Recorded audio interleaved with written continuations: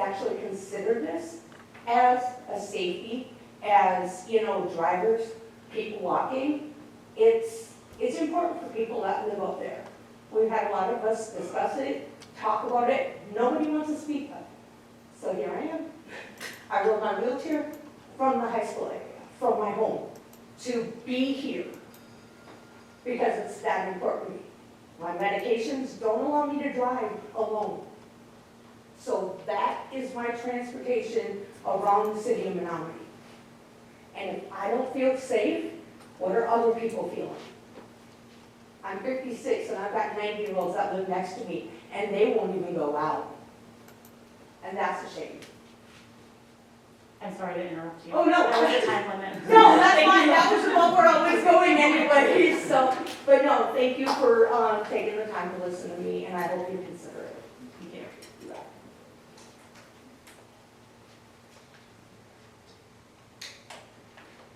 Okay. Next up, we have the personnel consent agenda. I'll entertain a motion to approve the personnel consent agenda. So moved, Abe. Second. Tonight we have 1 resignation and 3 new hires. Are there any questions or discussion about any of those items? All right, seeing none, let's vote.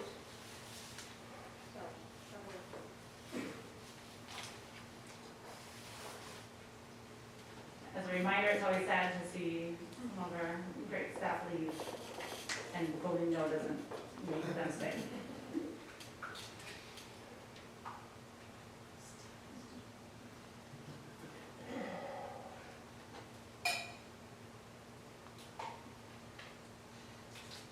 I vote yes. I have to watch back here.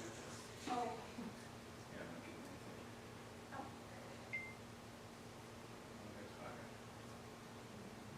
Do you want to do a voice vote, Jay? Yes. Yes, is the vote. Yes, Yes, you did do a voice vote, the voice vote is yes.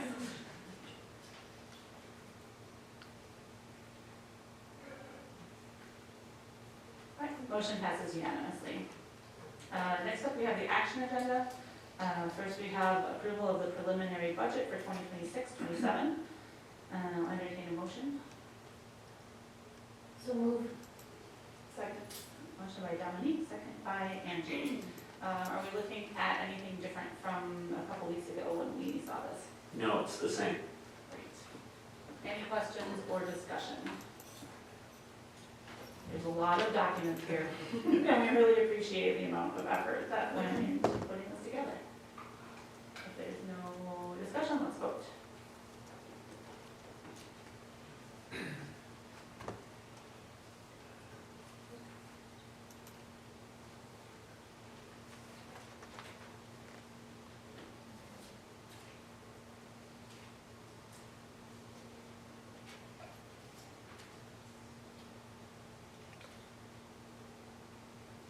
Let's do a little yes, I'm not sure what I'm talking about that name. Okay.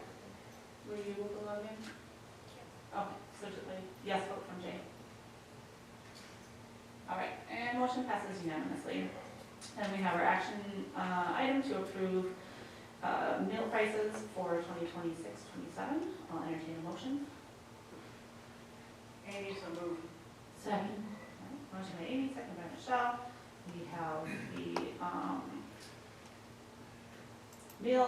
school meal price increases that we discussed last time. Any questions or discussion about this? I want to thank Stacey Nelson for putting together such a great presentation last time and for figuring out how to keep our meal prices affordable and stepping up in small increments. Right, ready to vote?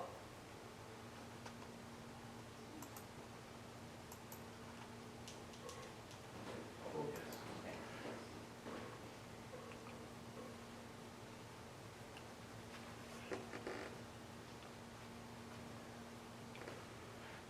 Our motion passes unanimously. All right, on to our discussion agenda. First up, we have a report on summer maintenance, and our Buildings and Grounds Director is here to give it. All right, thank you. So So starting out on the list are some of the larger projects that we have planned. On the top of that list, 2 partial re-roofs this summer, one being at the high school and one at Wakanda. So the high school started about a week ago. You may have seen them up there with all their supplies. Hopefully not today. But we're doing the northeast section of the building. As early as tomorrow morning, we're expecting, I think, 3 large truck deliveries to Wakanda. So as soon as the work is completed at the high school, that crew's going to move right over to Wakanda and keep moving on in our district. Part of doing this project, we're getting a little more insulation than we currently have, so we have reached out to Focus on Energy to get any incentives that we might qualify due to those upgrades. A couple more things at Wakanda, we're going to be working on sidewalk replacements, so entrance 3 and 11, basically kindergarten wing in the back, heading out to the black playground. A little bit up in the area as to when that work will be done, just due to the large amount of traffic with the roofing project planned, but we will squeeze that in this summer as well. Lastly, at Wakanda, the grease trap for the kitchen near the receiving area is going to get removed and replaced with the new one due to the current one starting to rust out.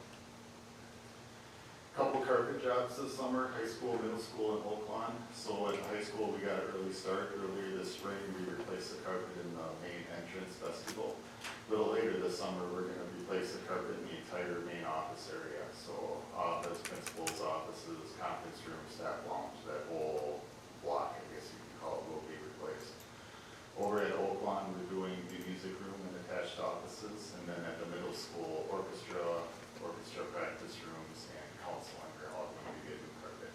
All of those jobs are in some stage of being worked on right now. The goal being by the time school starts, we'll be winding those down. NAP had one project scheduled for the summer, and we got a head start on it as well. We replaced the hand wash station outside the students' restroom. So about a week ago, that was brought into service, and that project is now done. The next 2 projects that I have listed here are more the front-end work that Brendan and I will be working on. So bidding specs and RFP work. For the whole project, our engineering team is actually working on the bidding specs of that. It's a little complicated to put all that information together, so we're relying on them to get us the information that we need, and then we will take over the bidding process from there. Our goal here is to bid the project out September-ish, sometime this fall, with work to start in March of 27 after swim season is complete. Then we have a couple door projects that we still need to get RFPs out for. Oak Lawn will be getting a number of new exterior doors, hardware, glass, all that good stuff. And then the middle school, a little bit more involved, but we'll be cutting into a block wall to put a garage-style overhead door.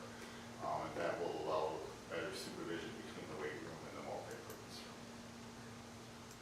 And finally, in the planning stage, the River Heights bus loop. This one keeps biting us. This year, immediately after the 30-year plan was approved, it was the first week in February, we reached out to get the ball rolling. And at that time, for this particular summer, it was determined that there is too much work in the area, contractors are busy, and we were advised we wouldn't get enough bids on the job. We're going to start it over this fall, so we can hopefully move forward next spring and or summer on that project. Then overall parking lot maintenance will be at the high school this year, so a typical patch and crack sealing and line painting. Only change here is that we are going to start line painting in-house. We gave it a try this year. Earlier this spring on the north side of the high school, we painted all the parking lot lines there, and it turned out looking pretty good. So we should be able to get the majority of the district lines from here on out. A little bit of a cost savings for us. So speaking of maintenance, summers typically include, and this one will be no different, a lot of moving furniture and supplies, hauling things between schools, to storage, from storage, that kind of thing. Going through our storage, determining what's there, organizing, cleaning, are we going to have an auction, are things in there that shouldn't be. That's part of our summer task list for the maintenance staff.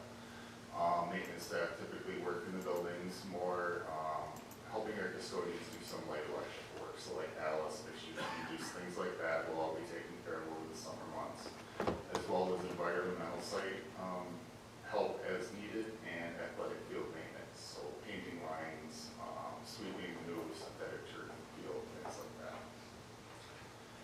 custodial staff obviously have busy summers with all the deep cleaning that they do in the classrooms and common areas. So they work hard at getting that done in time, and then especially at the locations that have summer programming as another layer of activity in the buildings. Other things that we work on and we will be working on this year is applying floor finishes, scrubbing carpets, maintenance tasks, HVAC filters, all those types of things that we can get in and out of the areas a lot quicker and be less obtrusive to education. So that's our to-do list. We do have some training scheduled again this summer, later in August, with CISA coming in to do a health and safety training with all the buildings and ground staff. But yeah, we have a lot planned, but we do have a good start on everything so far. Questions? I have two questions. The first one, since it's on here, in the context of the public comment earlier, what would it take to, or would it, I don't want to ask too specific questions since you're not kind of prepped for it, but given that you're looking at repainting the lines and doing maintenance of the parking lots anyway, what would it take, would it be plausible to do some sort of study of what might be possible in terms of grading and traffic flow? Is it conceivable, kind of, how far in the distance would you have to look to make that sort of thing happen? I don't know what the rules are off the top of my head. I would reach out to a contact, engineering, architecture firm type, people that design parking lots. I'm sure there's a number of, ins and outs that have to be the parking stalls, all that, those types of things that we would have to maintain, and go from there, really. Do you know, and maybe this is exactly the same answer you just gave, but I'm kind of curious if that is something that like the school district could choose to do, or if we would have to work with the city streets department. I would assume permits would be involved. Yeah, I mean, I think this even in like changing the flow of traffic, if that's something the city would have to approve or not. My assumption is yes, it would Okay. if we change the current layout, then generally permits are required. But that's something we can look into as we continue our work this summer. I know we did make an adjustment at the middle school last year where during certain times of the day, we're only allowing certain traffic patterns to occur. So there is a possibility it's going to take some work. It's June right now, almost July, but this is something we can try to prioritize, and I'll be talking with Mr. Drake tomorrow.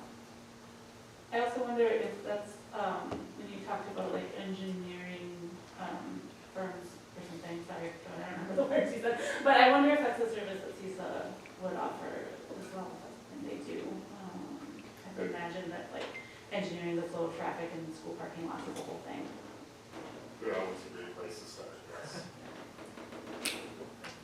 The other question was about the pool. This is, we've been, I think now we're in kind of a third year of kind of this ongoing pool. Could you just give a quick synopsis of where we started 3.5 years ago and what what's been fixed and what you still see as remaining on that overall project?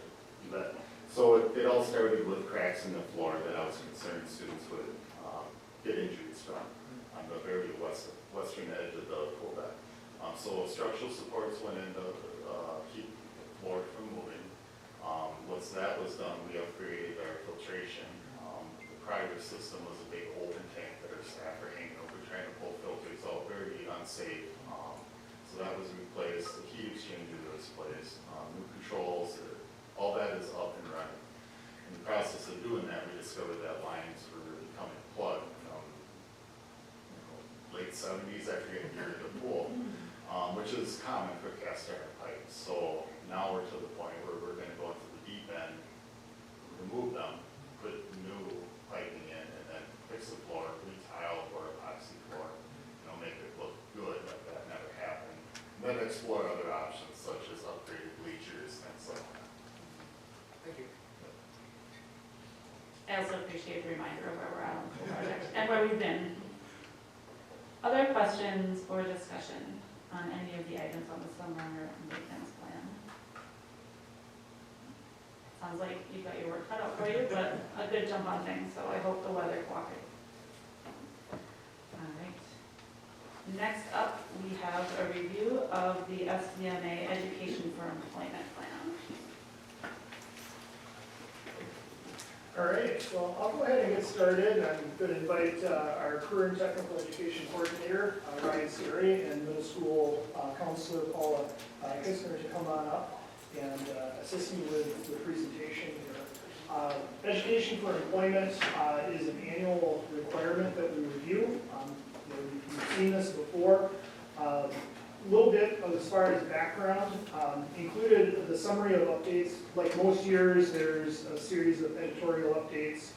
We tweaked the formatting based on some updated templates that were available from DPI, but also having a hold with the format that in prior years, as a board, you said you appreciated how we have it laid out.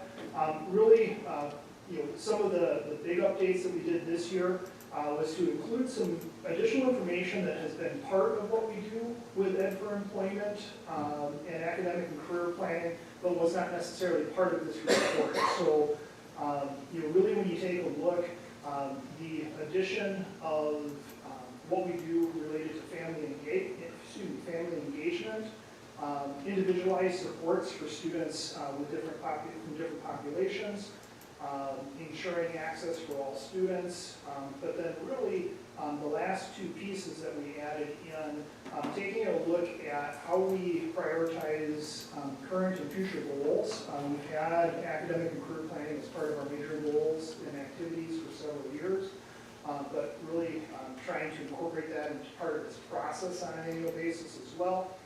And then professional development for staff. What we found over the last several years is we were doing a lot of things well, but like a lot of things, when you do it year after year, it just becomes part of what you do. Sometimes it's time to sit down and think about how you engage staff in the process and professional development for them. So when the three of us sat down and kind of talked through that, that really was a big part of what we did. So what you're seeing right now fits real well within our current major goals for Pillar 1. But Ryan is going to talk a little bit about some of the areas that, as a board, you had questions last year specific to articulated credits and dual enrollment, and Paul is going to provide an update on some of the updates at the middle school. So, absolutely. Thank you, Brian. A few of the slides that I updated were one, the classes that we offer for articulated courses or articulated credit. And right now, currently at the high school, we do have over 20 that are offered through CBTC, and then we also have some at Stout as well, which aren't included on this list because this was more specific to career and technical education.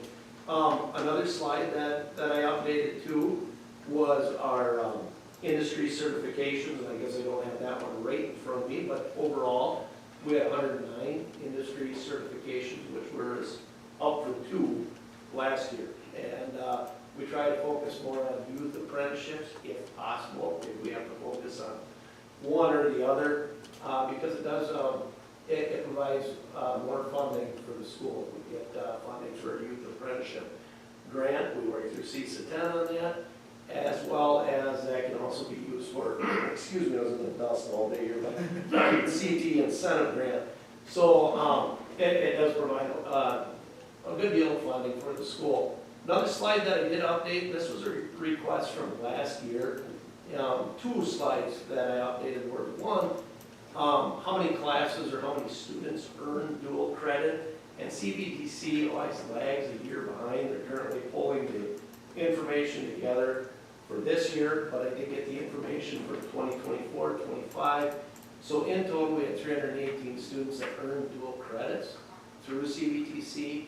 A total of 1,904 credits were earned at a savings then, where students would have saved if they do decide to take these classes there, over $284,000. So that was a slide that we did add. That was new as of this year, requested last year.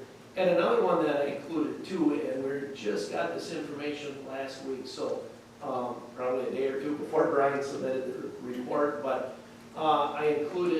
we included students who earned associate's degrees and technical diplomas. And one of the things we've tried to do, we've worked to do, is package our articulated offerings into an academy where students can earn a certification, they can earn a technical diploma, associate's degrees, so you can see on the list.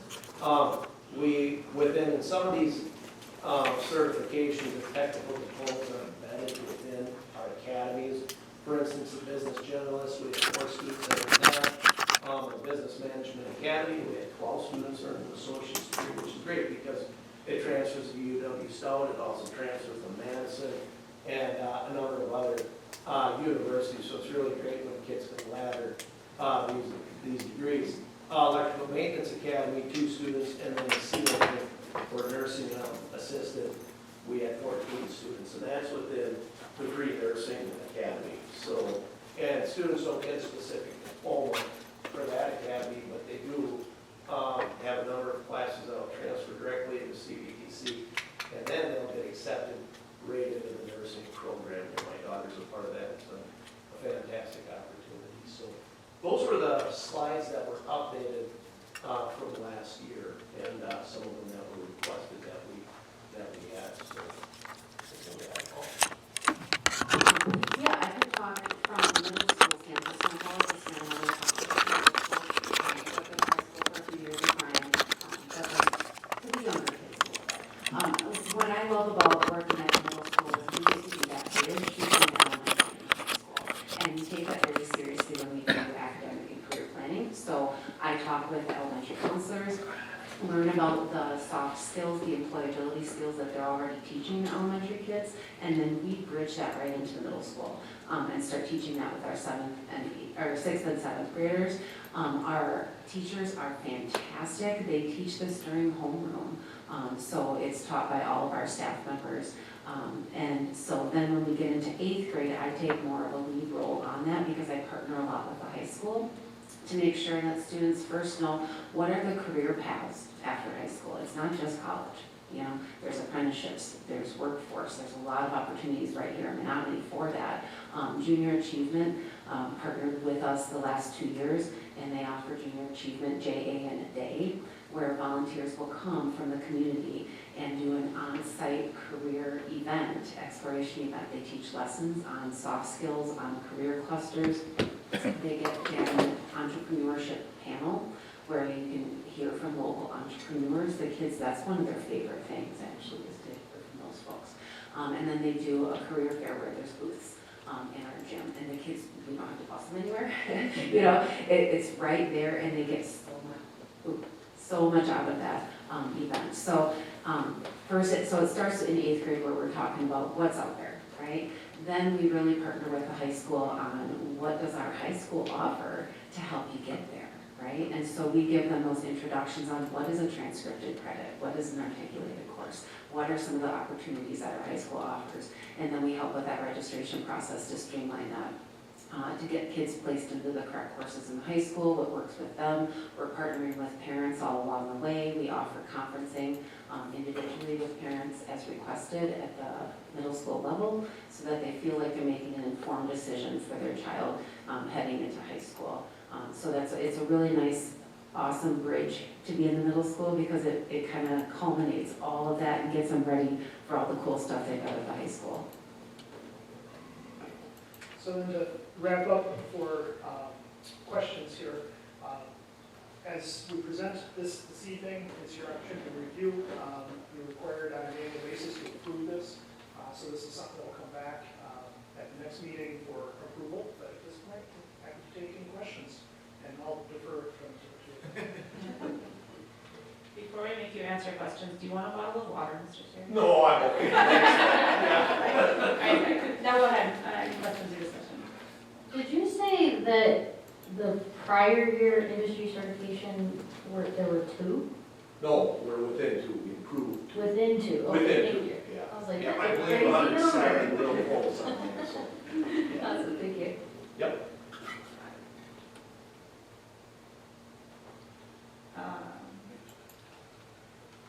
Okay, go ahead. I've been tracking this very closely, and terrific job to all of you, all of our staff. I am also very well aware that as great of a job as we're doing, there's a lot more opportunity to do even better.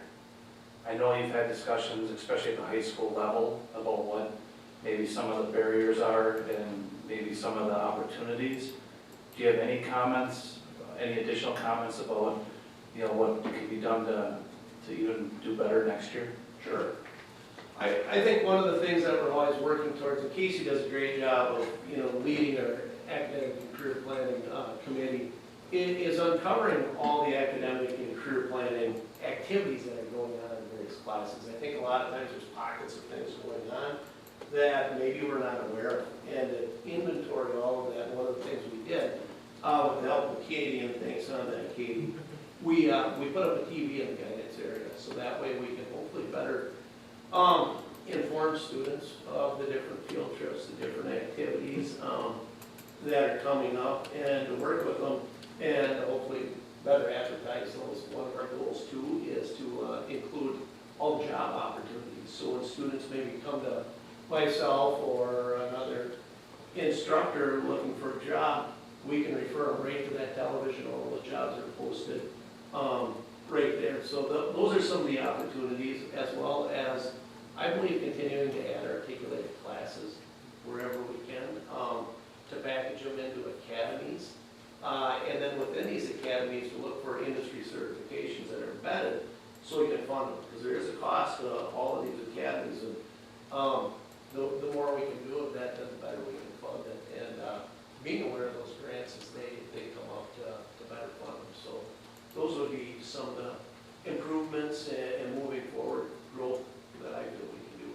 And I think that's terrific. I think having more exposure on TVs and things like that will be helpful. I also believe that the direct communication and direct relationships with our staff members is probably even more impactful. Where are our kids getting that direct communication with staff members, and is there any opportunity there for continued improvement? Yeah.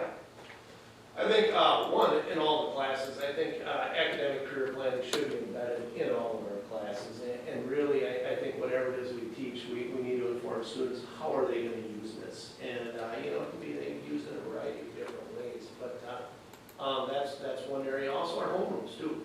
And, we're in contact, homeroom instructors are in contact with your kids every day. And what a great time to, I just feel that's one of the most important things is to get to know the kids. And if you get to know the kids, I think from that point, good things will happen. To get to know them personally, know what their interests are, what they do outside of school, what their plans are moving ahead, and, using that time, for those types of activities. Yeah. I think that's terrific, and I think many of our teachers, like you, do a wonderful job with that. And I know that we're asking a real lot of our homeroom teachers, we already are, but I think this is something we're going to have to prioritize because I think we all understand how important this is, that when our kids feel there's purpose behind their learning, they're going to learn better, it's going to mean more to them, and I see a great opportunity here. So awesome job so far, can't wait to see this report again next year. Thank you. I'd like to put an exclamation point behind what you just said, because I think those classroom teachers really have to talk about the opportunities in their field and why that information that they're learning is important. And I want to congratulate you on a great report, and I saw the percentages of people going to tech schools versus going to four-year universities. But I wondered, do you have, how many of our students do one or the other total? What percentage are going on to post-secondary education? I can hop in on that. So right now, depending on the year, we're in the high 50s to about 64% of our graduates go on to some type of post-secondary school. And of that group, then that's that breakdown of the percentages that, the majority of them on an annual basis will go on to a four-year school, and usually between 24 and about 34% of the ones that go on to either a 2 or 4-year school select a 2-year school. But like Mr. Seri and Ms. Kissner talked about, providing the opportunity for students to learn what the options are is a great piece. And that's one of the reasons why we added that current project progress and future goal piece, because knowing that 64% of our students go on to a 2 or 4-year school. What are those other options, and what does that look like? And making sure that our staff are well aware of how those institutions in and of themselves have changed over the last 25 years. Thank you.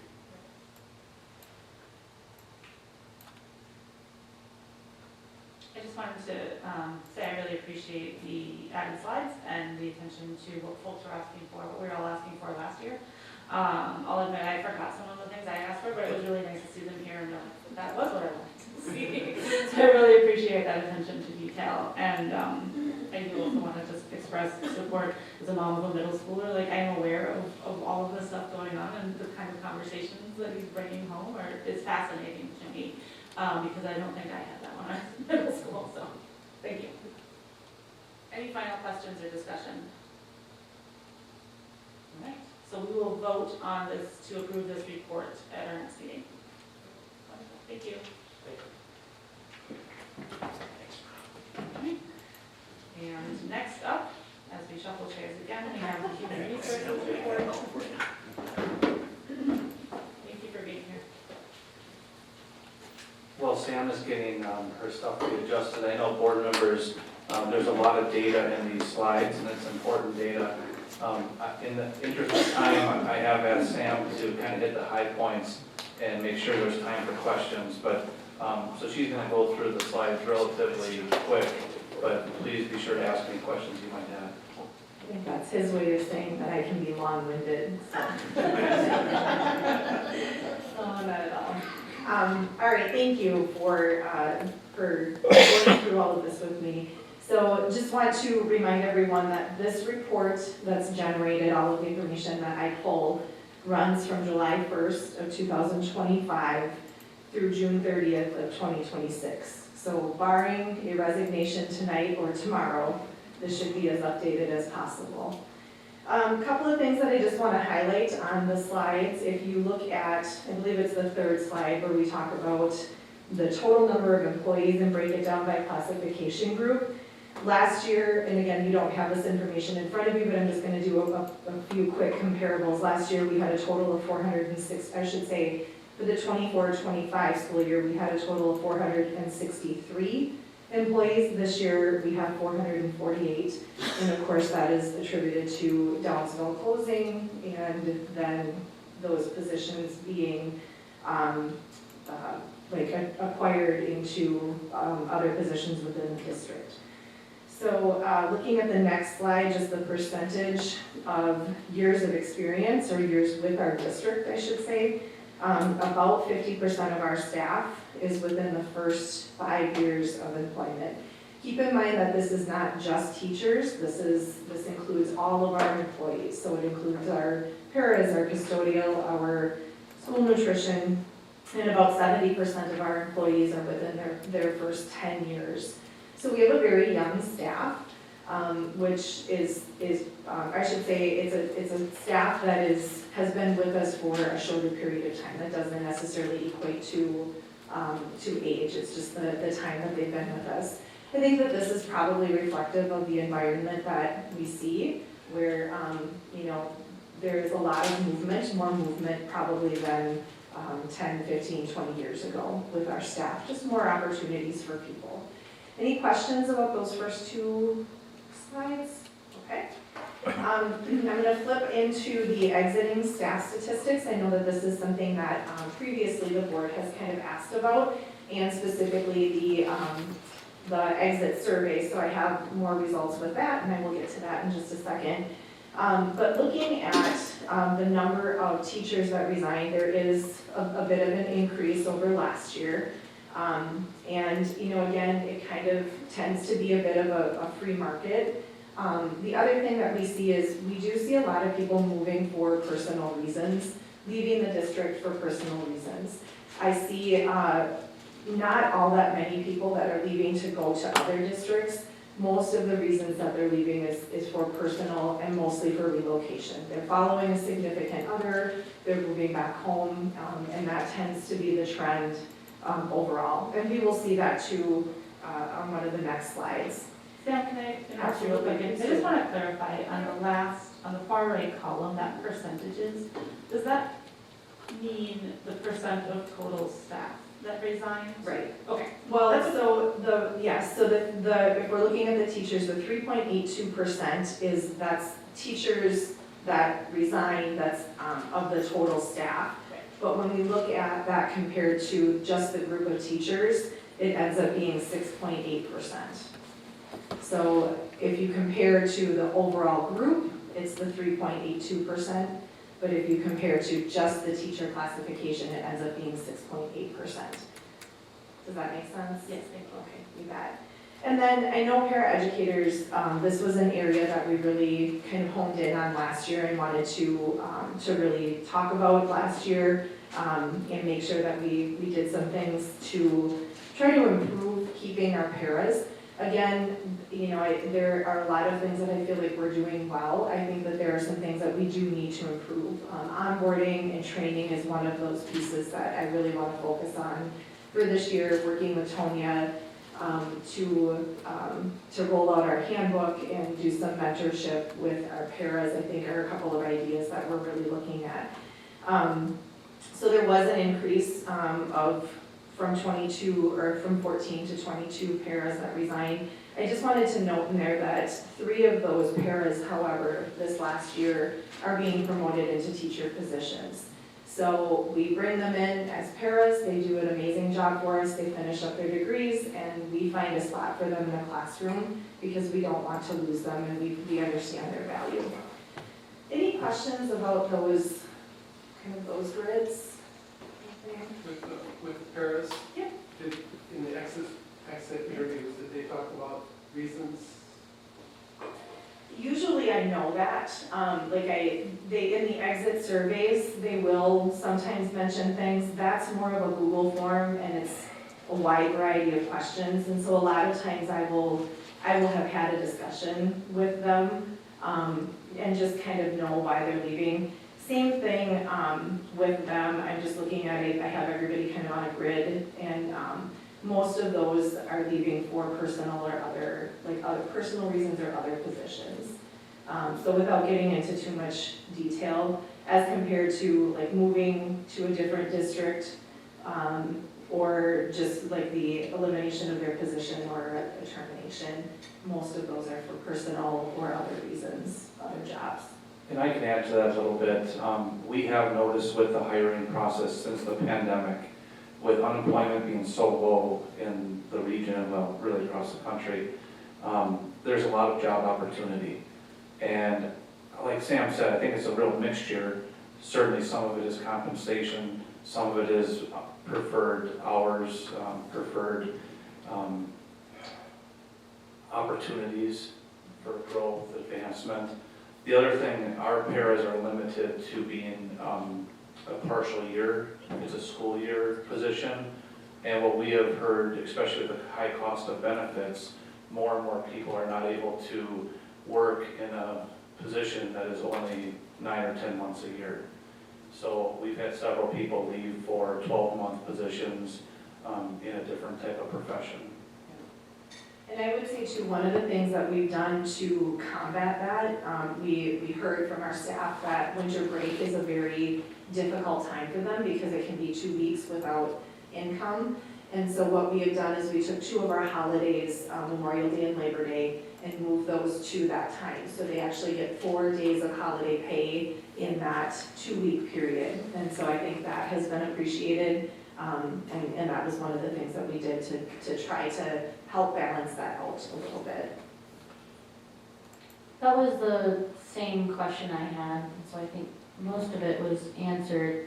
I'm curious about, I know we covered sort of the compensation is often an issue. I'm curious about if you have a sense of if there's a sort of divide with people getting the job and not knowing what it entails.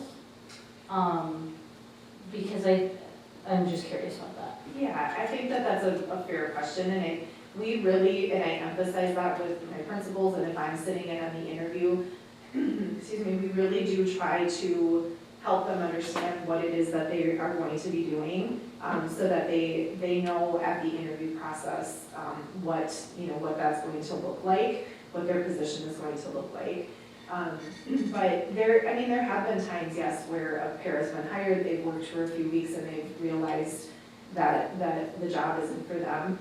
But I also think that happens in a lot of other places as well. It does, but I think it happens more with our paraeducators than it does with teachers, for instance. Another thing is, many of our paras are working with children with very high needs, in some cases medical needs. And we've had situations too where a para has been hired, understanding what the position was, but when it actually comes time to need to perform some of the duties, either it's a lack of confidence or realizing that those duties are more than what they sounded like. So that's part of it as well. That's one of the things we want to work on, is pairing them up with a mentor so that they have somebody that they can go to. But I will say that, like, when I go into the buildings and I talk with our special ed teachers and I talk with our paras, those that stay are very happy. We all have challenging days and they will talk about their challenging days, but they really form a strong unit, working together. And so that's a big part of it too, is just having that sense of belonging and that support, to help get them through those days. Good questions. As I mentioned, we're going to move on to the slide that just says exiting teachers, and it has the little people on it. And so you'll see this is just specific to the teachers. So this year we had 16 teachers, and that's updated as of, like I said, today. And so we had 4 that accepted a position in a different district, 3 that accepted positions outside of public education, and then 10 that I would consider to be either personal reasons or relocation, kind of put those together because they seem to be related. Moving on to the exit survey, a couple of things just to note with that. We did work very hard to really beef up people doing the exit survey. I will say that we had a bit of a lull. We're down 9 as compared to last year. When Bethany left and we had some transition within the HR department, that was one of the things that got dropped a little bit, was sending out that exit survey when somebody resigned. And so I worked really hard with Sydney to get that up to speed and making sure that, especially at the end of the year as people are leaving, that we're getting those exit surveys out. So that will continue, I believe, to go up, but a small dip, I think, just because of that transition with Bethany leaving. The other thing that I want to note on there is from last year to, I should say from 24-25 to 25-26, our lowest was benefits at that 2.21 out of 5 in 24-25. And I want to make a note to let you know that this year, benefits in that exit survey jumped up to 3.7 out of 5. And what we saw a lot in the exit surveys, and believe me, I read those when they come in, I go back and read them again. At the end of the year, I come back and I kind of synthesize everything together. But we really jumped in that regard. And I do believe that adding Inovia, adding the HSA, kind of curtailing our benefits to our staff has been very helpful. That's one of the, Inovia was mentioned several times in that, but just the overall numbers really increased. People, maybe before, we were seeing trends of benefits being given a 1 or a 2, are now up to like a 3 or a 4. So that's been pretty consistent. And just a reminder, Inovia is our near-site clinic. Sorry, I assume that's sometimes. And then the lowest that came through this year was a 3.1 with initial training. And so you'll hear a little bit more about this later, but this is going to be one of our goals, one of our focuses for 26-27. So any questions about the exit survey? Okay, and then the last part is just our substitutes. And so I just want to mention real quickly, I'm going to put a note, I already did this for next year, but the numbers don't always add up. So we have 79 active subs, It is down a little bit, and again, I attribute that to there are a lot of opportunities and people that typically have subbed for us before are maybe finding full-time jobs and therefore are not necessarily signing up to be part of our sub pool. But one thing to notice is that when our subs sign up, they don't just sign up for one classification. They sign up for multiple things. So they will sign up to sub as a teacher, to sub as a para, and to sub as clerical. That's just one example. So they can click and choose whichever ones they want to see on a daily basis. And so if you're adding up like the total subs in each of those classifications, it's not going to come up to 79 simply because they're counted multiple times in each of those classifications. So I asked Sid to tell me about the fill rates for our positions. And we had about a 70% fill rate overall this year, which is not great. When we just looked at teachers and paras, those are primarily the bulk of what we get subs for. We had a great percentage with our teachers. About 90% of our positions went filled for teachers. However, about 50% of our para positions went unfilled this year. So again, that's something that we're going to continue to look at, continue to work on in a couple of different ways. So that takes care of the report. Any questions?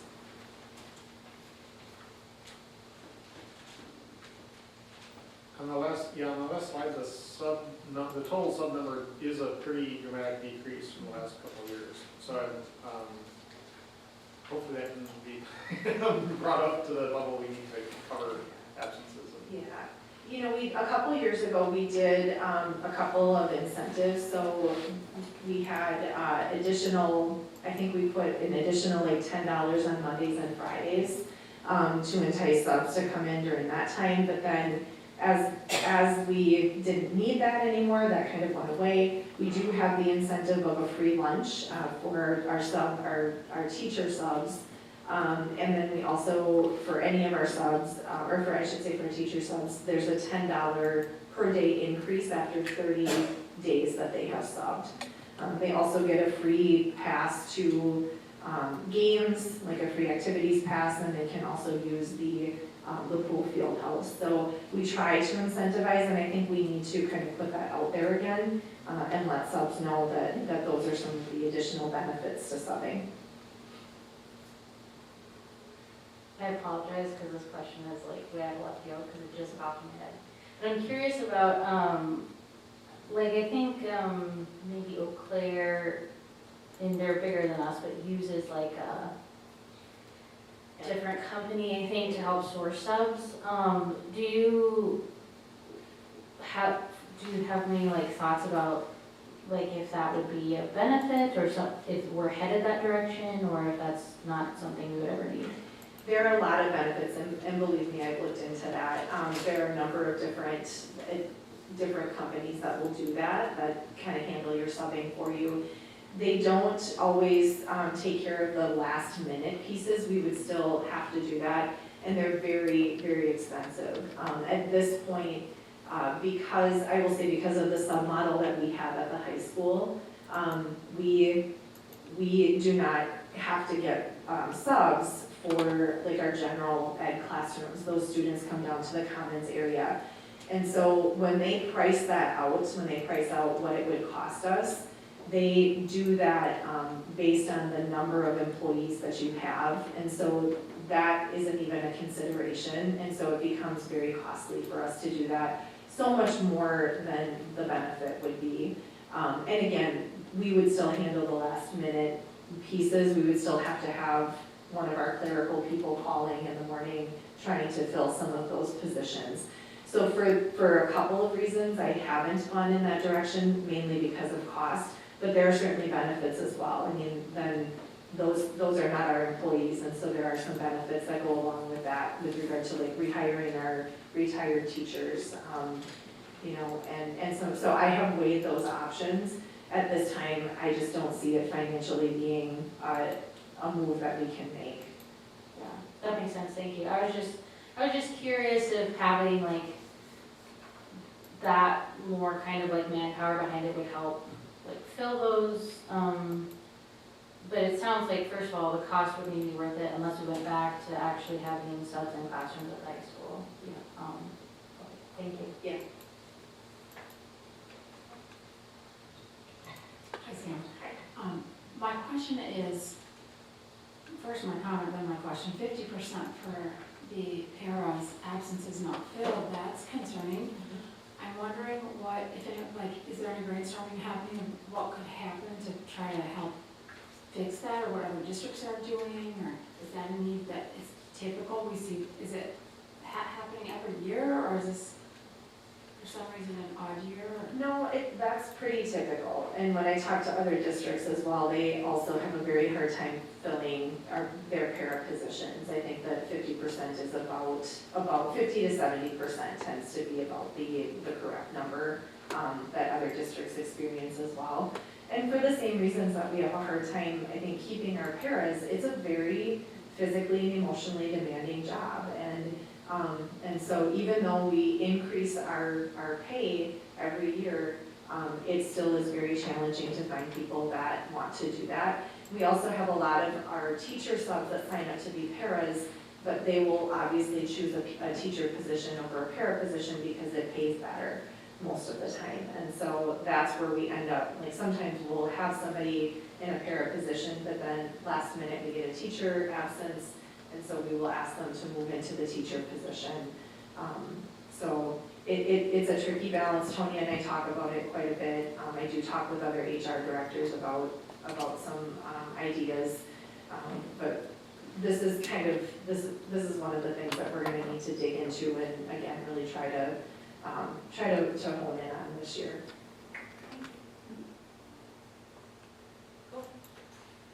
First of all, I'd like to report very much. I think it's very helpful. I heard you say earlier that when you were talking about the lowest initial training, 3.1 out of 5, prior to that, you already said you were working on that. Like, for instance, that was something you need to work on. So I appreciate that you're onto that. Yeah. And so I just want to say thank you for that. Thank you.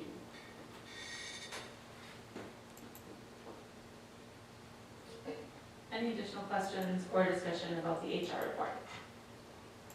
I do have one more question. Michelle kind of sparked this for me, and I'm not really sure if this is a question for you. I'm curious about what 50% of absences unfilled, like what that looks like for paras, what that looks like in terms of like hours of support for like our students who, because typically our paras are working with students that are kind of required to have help. And so then like what kind of a strain is that putting on kids getting the services that they need? Does that make sense? No. It might be outside of this report. No, and you're right. That's why Tony and I work so closely on this piece of it, because the minutes of instruction are important and required. And so what happens is then other paras kind of shift their day to make sure that those students are getting the support that they need. And it really becomes more of a team effort, but then that pulls people in different directions. And so we recognize how hard that is. And we do try to work with our paras, especially if we have some that maybe absenteeism is an issue. We will work with people individually to try to figure out where the barriers are. But in general, that's what happens, is they just kind of pull from kind of spread our other paras more thin, or the teachers will kind of change up their schedule a little bit to provide support. Yeah, that's a tricky kind of pendulum, because then it's not just that one teacher and the kids they work with that aren't getting like a normal day. It extends beyond that. But a lot of people who aren't getting their routine, right, which is tricky. Yeah, and I'll add to that as well, and I've seen this pendulum go back and forth, where for a while it was, maybe reduce the number of teaching staff and increase the number of support staff. And, it's gone back and forth, kind of depending on finances, depending on employment pools, depending on licensing requirements. There's all sorts of inputs to that equation. But one thing that we're very fortunate is the intervention model that we have. And I'm not saying it's a silver bullet where we don't have to worry about paras being gone, because it is impactful for sure. But the fact that we do have extra educators providing service through our interventions, both academically and behaviorally, we're in a much better position now compared to what, Brian, 4, 5, 6 years ago. It would be a way different situation. But regardless, not having positions filled is very difficult.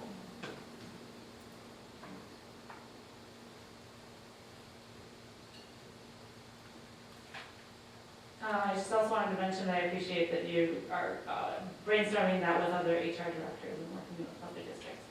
And my computer went to sleep while I was talking, but, and again, this was an excellent report, and I also just, as with the previous report, it's really, really nice, that when we have questions or want more information 1 year, to just like see it come back the next year, so appreciate that effort. Absolutely, thank you. If there are no more questions or a discussion about the HR report, we will move on to review of the strategic planning goals and major activities for 2025-26.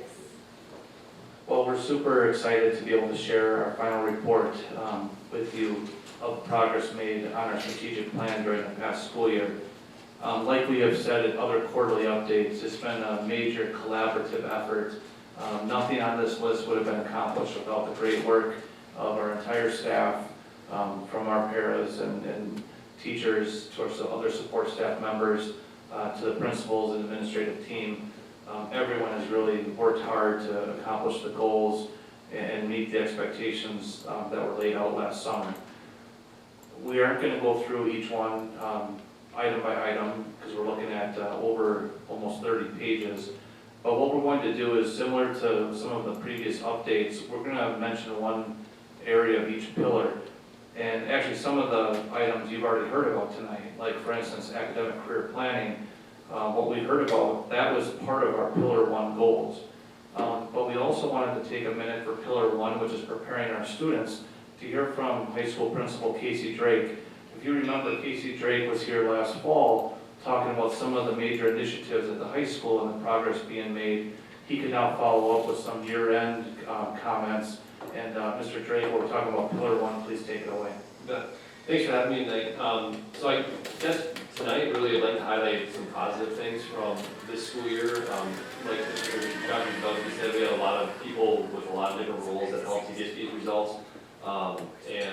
Like I said, I just want to highlight a few. So ACT for our juniors, going to be seniors, did a nice job again this year. A couple of things that took place initially, we maybe thought we had taken a little bit of a step backwards, and it was kind of disappointing. However, the ACT had a scoring issue, maybe I had not heard about that, and so all student scores were re-looked at, and then at least in Menomonie High School, I would estimate maybe around 60 or 70% of the kids' scores increased a little bit, which bumped our average up, which was great. On top of that, science had been calculated in the composite score for a number of years prior to this year, and this year is the first year it's not. So when you looked at the initial score, 19.4 after that adjustment, compared to last year's, which was 20 even, it was still a little bit lower. However, last year's was with that science score in, which our science score normally is above our actual composite average. So when you kind of calculate that all together, and Brian can probably jump in here if he needs to, but it's somewhere around a 19.8 or 19.7 if we compare last year's with the adjustments to this year. So pretty close to what we had last year as well. And last year was one of the better ACT scores we've had in quite some time. So kind of getting through all of that, we were pretty happy with our ACT score for our going-to-be seniors, and looking forward to continue with that. It's one of the things that Dr. Zadowski mentioned too, is that we're making good progress, but this is still something we want to continue to prioritize as we go into the coming years. So that would be one. One of the things that I think we worked really hard on as a building is getting our kids to do well enough to pass in our courses. And we've been tracking for the last handful of years failure rates of our students within the school. And we look at different cohorts as they go through grade levels, and then the whole building as well. And I think in the update that was provided in the board docs, we talked about first semester numbers. Since that's been submitted, we've also been able to calculate the second semester numbers, and this current, or the school year we just finished, second semester had the lowest building failure rate since before 2016-17, so like a 10-year period. I don't have any data prior to 16-17, so maybe it goes back even further than that, but it was 4.75 of all the classes with all the kids in the high school, only 4.75% were failures, which is really good for us. We've seen some numbers quite a bit higher than that, and we kind of can consistently have been seeing a downward trend in the failures, which is really can be attributed to the great classes that we have, teachers spending a lot of time with our students, the work that's going in during our study hall time, and just really a re-emphasis on making academics even more of a priority than it's been in the past. So that was some very positive news. Attendance, another area which we've been focusing on over the last handful of years. Kind of two different ways to look at attendance. One is chronic absenteeism, which is how the state scores us for our state report card. This is any student that is absent 10% or more throughout the school year. They would be considered chronically absent. So that's 17 days roughly in a school year, and this is not, the state does not look at it, like they don't differentiate between excused or unexcused. So if my kid is sick and I call in my kid, that still counts as an absence and one of those 17 days in this model that the state has. So in 22-23, we had 31% of our students that met that. And this current year, we're at 21%. So a pretty big drop over the last handful of years with that. The other way attendance is measured is the overall building attendance rate. So this is just simply looking at of all the kids in the building, all of the class periods that they all attend for all 170 some days of school, what percent of the kids actually attending. We've seen an upward trend in that, which is great. In 22-23, we're at 88.7%, and this current year we're at 91.8%, so up just over 3% in those handful of years. At the same time, with that measurement, the state has also gone up, but the state's gone up less than 1%, or we're just over 3%. So we're going at a little bit higher rate than what the state's doing. So that's some positive pieces there, but again, one of these things, I feel like we're in the middle of the positive trend. I celebrate for sure, but what can we do as we continue to go forward to keep moving that needle in the right direction? The last thing that I just want to highlight is the graduation rate.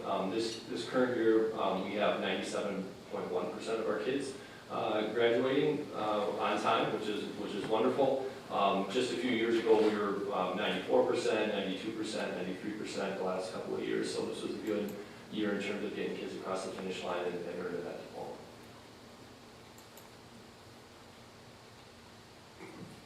Before we take any questions from Mr. Drake, I just want to point out with those ACT scores. I know Mr. Drake's very humble, but last year when we had the report, that was the highest year on record for our school since ACT became a test that every student had to take.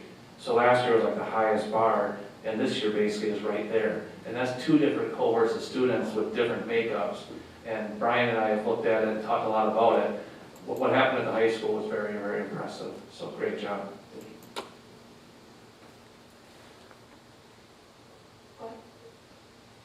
I was just curious, you mentioned all the different positive things that you've done to make sure that this is happening. I was wondering about cell phone. I wonder if it's more consistent and with all of that, because I know I talked to some students when I was there for, I think, a civil class or whatever, civics class, and they were they understood why they couldn't have their phones out. They understood that. They weren't happy about it, but they understood, and I thought that was pretty cool. So I was just wondering how that's going. Yeah, this has been an ongoing project for us too, just really limiting cell phone access for kids during the school day. This past year, we doubled down on that again. One of the things different this year than previous years, what we did, the administrative team had regular check-ins, different times of the day throughout the semester, where we would really just gather data in terms of getting into classrooms for the whole building, just seeing what we're seeing, and kind of jot down the data and then sharing that back out with staff. We recognize that sometimes students are going to misuse their technology in front of them, like their Chromebooks. They might try to sneak their phone when the teachers are across the room helping somebody else. and have that out as well. But limiting that and making what you mentioned as your comment, making kids very aware of why we're doing that, has really been helpful over the past couple of years. I'm happy to report too, like the results from what we were able to collect in terms of data and how often we see a student with a cell phone or trying to misuse their Chromebook for something that's not academic related. It's pretty low, and then that also gave us really good starting points in conversation with those staff members of, hey, I know you're working really hard with these 3 kids in the small group over here, but at the same time, something that should be happening in class was happening. They may have not been aware of that, but then for them to be able to address that with students as well was a positive. So I think that, from 2 years ago to this past year, I think we've taken some really good steps in that direction too. Thank you. All right, so if there's no more questions or discussion on pillar 1, are you ready to move on? Yeah, we can keep moving. But again, ACP was a pillar 1, the high school improvement plan, pillar 1, great job. Pillar 2, the board actually has heard about pillar 2 quite a bit in the last several weeks. Tony Kwiski gave her student services report, where the efforts around MLSS, multiple systems of support, and then also addressing bullying and harassment. Tony reported on that in June, earlier this month. So I just want to point out that the principals did a wonderful job with their relationship mapping results. This has been an ongoing goal for several years now, where we try to get every single student in our school district having at least one adult that they feel like they can trust. And you can see that the results were quite impressive again this past school year. Next, into pillar 3, that really is all about our staff, and Sam already went through the HR report today. So I think that was the biggest thing we wanted to highlight there. Also, as you know, we had our teacher compensation plan. We had some real good changes approved by the board there earlier in the year. So we feel like a lot has been done.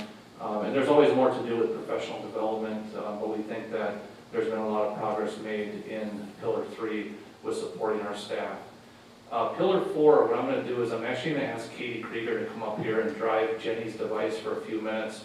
Pillar 4 is about enhancing family and community partnerships, and we obviously have a lot of partnerships to celebrate, but also one of the things under Pillar 4 was that we wanted to do a better job with communications, and the board's well aware of Parent Square and the work that has been done for messaging from our building principals, from the district, from our teachers home to parents.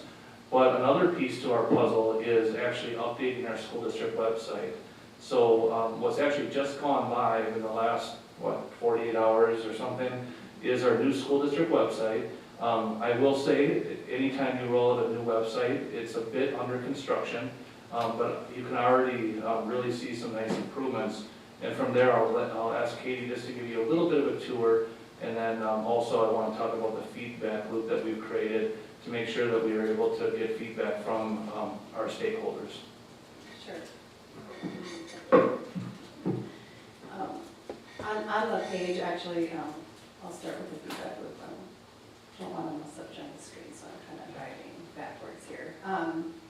But I do have a pop-up that comes up soliciting some feedback on the new site, and then once they clear it, it just stays on the site for them to be able to go back to, and then more permanently, it's also linked at the bottom of each of the school pages and the district page. You can see we have district information on each of these. A parents and community section. And again, like Joe said, some things are under development, so some of the pages may be in progress of being created, but hidden until they're completed. Activities and athletics, some staff links, and our employment links. You'll also see we have popular links up here for some quick access. We have some nice icons for easy navigation to some of our main things. We have a lot of consistency between our building pages and district pages, where we have a little more appealing images throughout. Consistent links to our strategic plan, which I think is a nice highlight. and then core values for the building. And then you can see the Parent Square posts, things that principals and Joe are sending out get posted to either the building or the district page, which is really nice. And then we have links. Right now you'll see mostly the activities calendar, events, but they can click here and then see a full calendar too. So just a lot of nice quick highlights. Obviously much more graphically appealing than our previous site. So just a few things to add. One of the most common complaints that we had about our old site was how it scaled to mobile devices. It was pretty poor. This new website scales very well to mobile devices, and we know that most people are accessing this information either on a phone or a tablet. So we're very happy with that. We know that there's going to have to be some more work, but we've also heard from people in the past about the most important things, why they go to the website. We think that the calendar that is being built is much more accurate, and it's going to include more information that's going to be easier to access for family members, community members, and staff members. And then, like Katie said, to have those different sections, even though it scrolls a little bit different because it is made for mobile access, it really is pretty amazing to see how much information. School menu, for instance, is, I think that's always been number one, is where can we find the meal menu, the lunch menu. So we have those nice icons that Katie pointed out. But we don't need to go in much more detail tonight other than just to kind of show you an initial introduction. But what I'm really happy is we have that feedback loop so that as people are on the website and they can find things or don't find things, they can shoot us a note and then we can either help them or we can make a modification to the website. Lastly, I want to point out, and I know Katie has presented this in some of her other reports, this website is designed to be accessible. And there have been rules and regulations that have changed in terms of how websites can operate and how certain things that are loaded onto the website need to be able to be accessed by someone using a screen reader.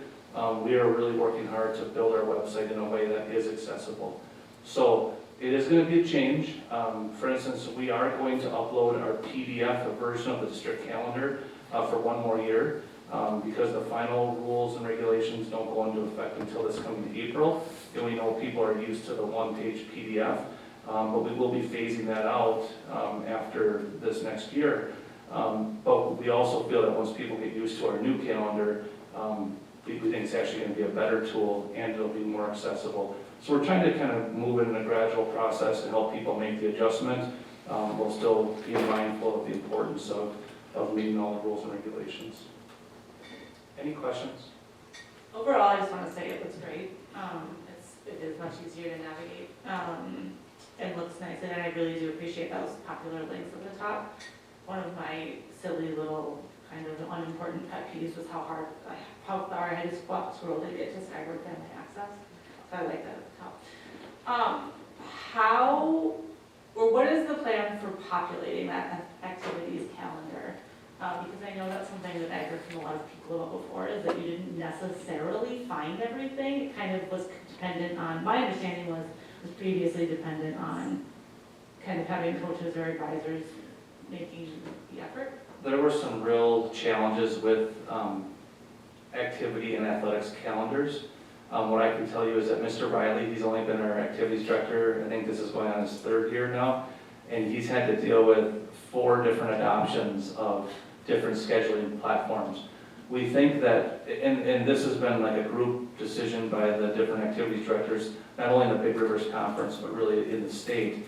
And my understanding is that the last one was adopted for about 3 months and quickly abandoned. The one that's been adopted now, there's a lot of hope that it is not only better than what there was, but it also has the structural support where it's going to continue to get better. And one thing I'm really excited is not only does it have the sports schedules, but it also has concert schedules, or fine art schedules, and it's a one-stop shop. I've heard from so many parents and friends and community members so what website do you actually go on to find the football schedule or the orchestra schedule? Because there were about 3 or 4 different avenues. This is all gonna be a one-stop shop now, so we think that issue is fixed. And you would anticipate like being able to have the staff training to make sure that all gets populated, or is there a way that? And actually, the way it happens, most items, it happens by the activities directors when they send contracts back and forth. When that contract is generated, it's automatically scheduled into the system. Now, there is gonna be some local control and some local manipulation, especially at the middle school level. I know Katie's been working with staff at the middle school to make sure that their stuff gets updated because the activities directors don't contract out in the same way. But we think that there's been a workaround that should make it very accurate. Great. Any other questions? I was always looking around, I noticed that in order to get a hold of a teacher, you have, instead of sending a direct email, it's like a place where you put in your information and then, they'll get back to you kind of thing, which I think is good. I think it makes people serious about when they want to, contact somebody, which is good. And then I'm going to just tell you a little bit, I'm kind of, I thought I was pretty tech savvy. I mean, I run the live stream at my church every Sunday, but I learned something new that I didn't know. And I'm thinking you're going to laugh at me, but I laughed at myself. But when I went on the site, I was looking for the district email where I could access my email. And I couldn't find it, and I kept thinking, well, how am I going to find it? I can get it from my phone, but it's there, but then how do I look at it when I need to have it bigger on my computer? So I was back and forth with Joe, texting about this, and he finally said, well, it's not going to be on there because you can go to your Gmail account, it comes up, and you put your email in. Duh. So anyhow, I just wanted to let you know that I didn't mean to cause so much disruption with that, but I learned something new. Full disclosure, I had to ask Katie, and that's what she told me. I will say, another reason we went to the form as opposed to putting like email addresses in plain text is partly because we want people to use Parent Square for that communication piece and direct messages, but also we've talked a lot about cybersecurity and the number of phishing attacks, and when we have those addresses in plain text, it's really easy for AI bots and stuff to just scrape your website, collect all of those, and start sending you all kinds of fun stuff. So that just puts an extra barrier between us and some of those other tools that are being used. I think that's really smart. Well, I'm good now that I understand. Good. Go ahead. Are there any other questions or discussion about the website in particular? Okay. Thank you, Katie. Thanks, Katie. So to keep moving, and I know this is going a little bit long, that was Pillar 4, this engagement with the community. Pillar 5 really is about operating efficiently and managing our resources efficiently and effectively. And what I want to comment there, the board has done a great job all year, and what we've done with how we've dealt with our long-term debt, how we had our representative from Baird here. There's so many great examples, but we don't need to go into those details. What I want to point out for this last update is the very last item. And this is an item that the board added last summer, and it was about accountability. And it was about accountability for our strategic planning goals and a scorecard. And Brian has done a wonderful job over all the years really creating scorecards. And Brian, if you could just maybe comment on the scorecard, and then I'm sure this is something we'll be loading to our website as well.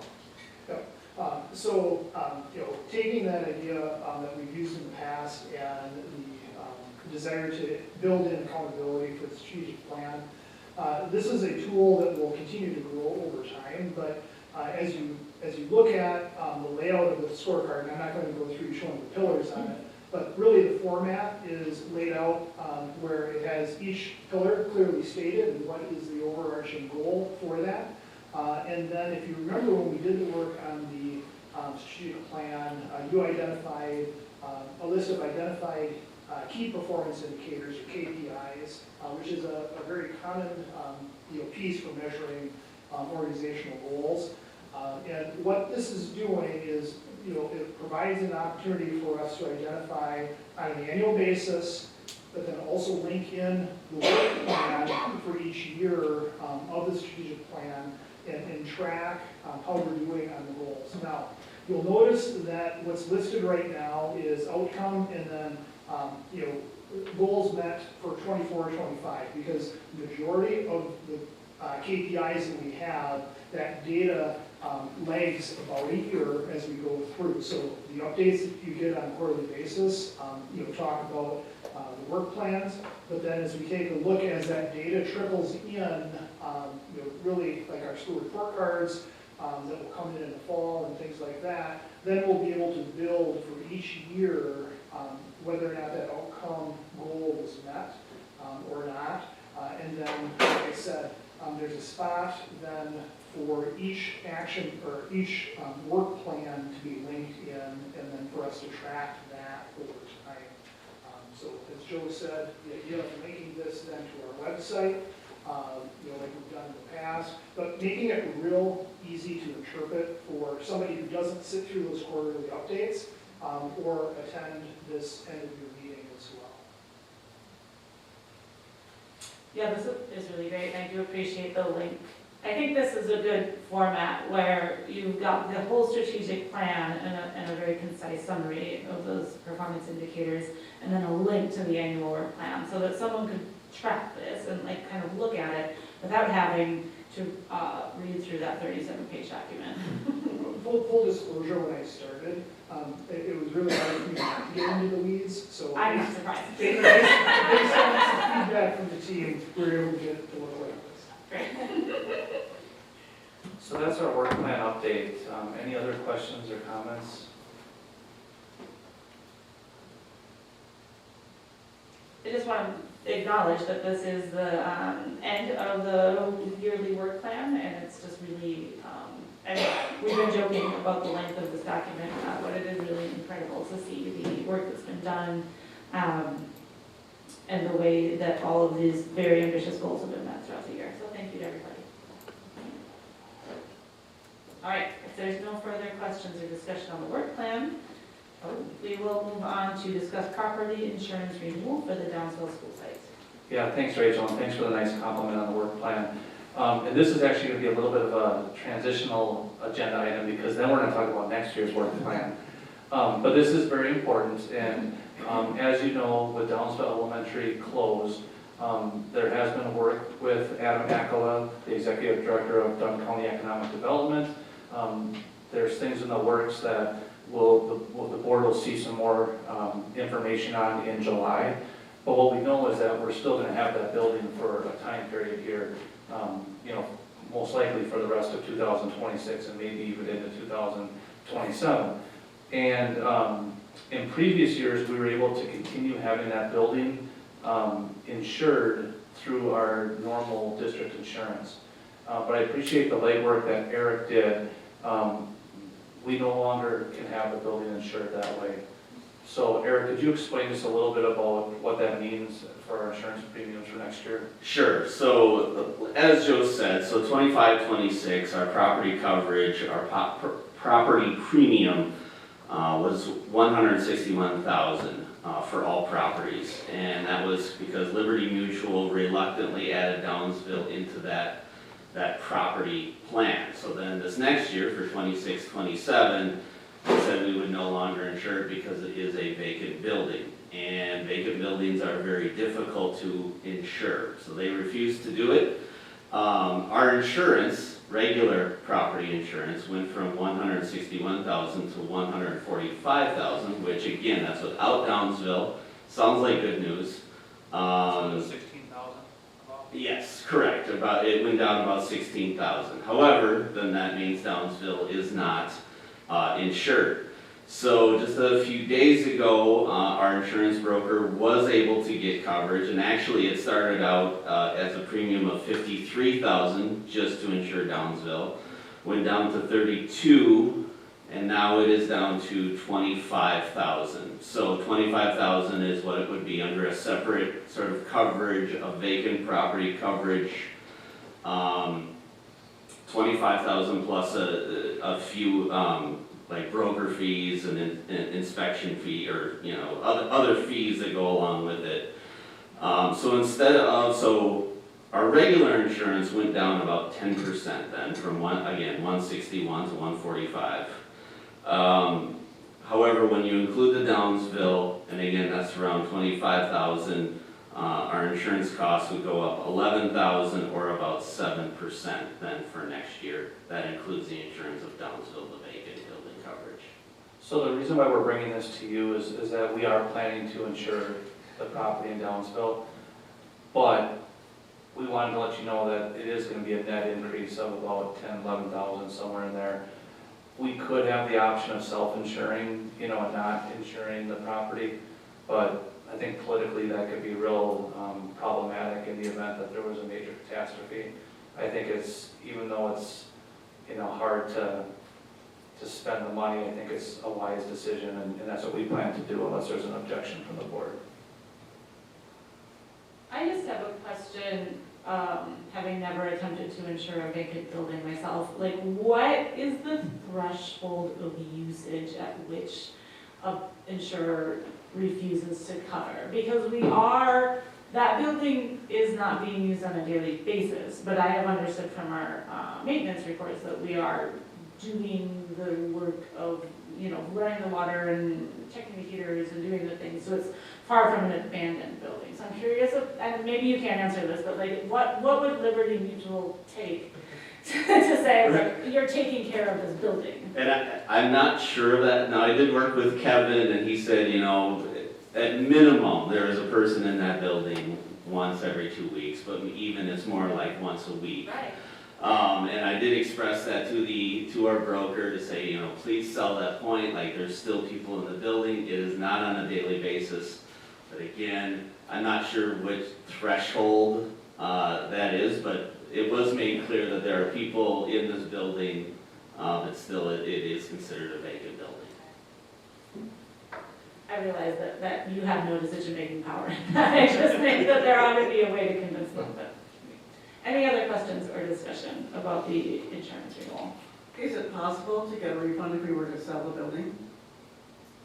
I would have to ask, but I would guess there would be, yes. Thank you. I would imagine at some point that could also be part of the sale negotiation, if we were at that point before the term ended. In terms of the payments that we make on that insurance, We pay a lump sum at the beginning, but yes.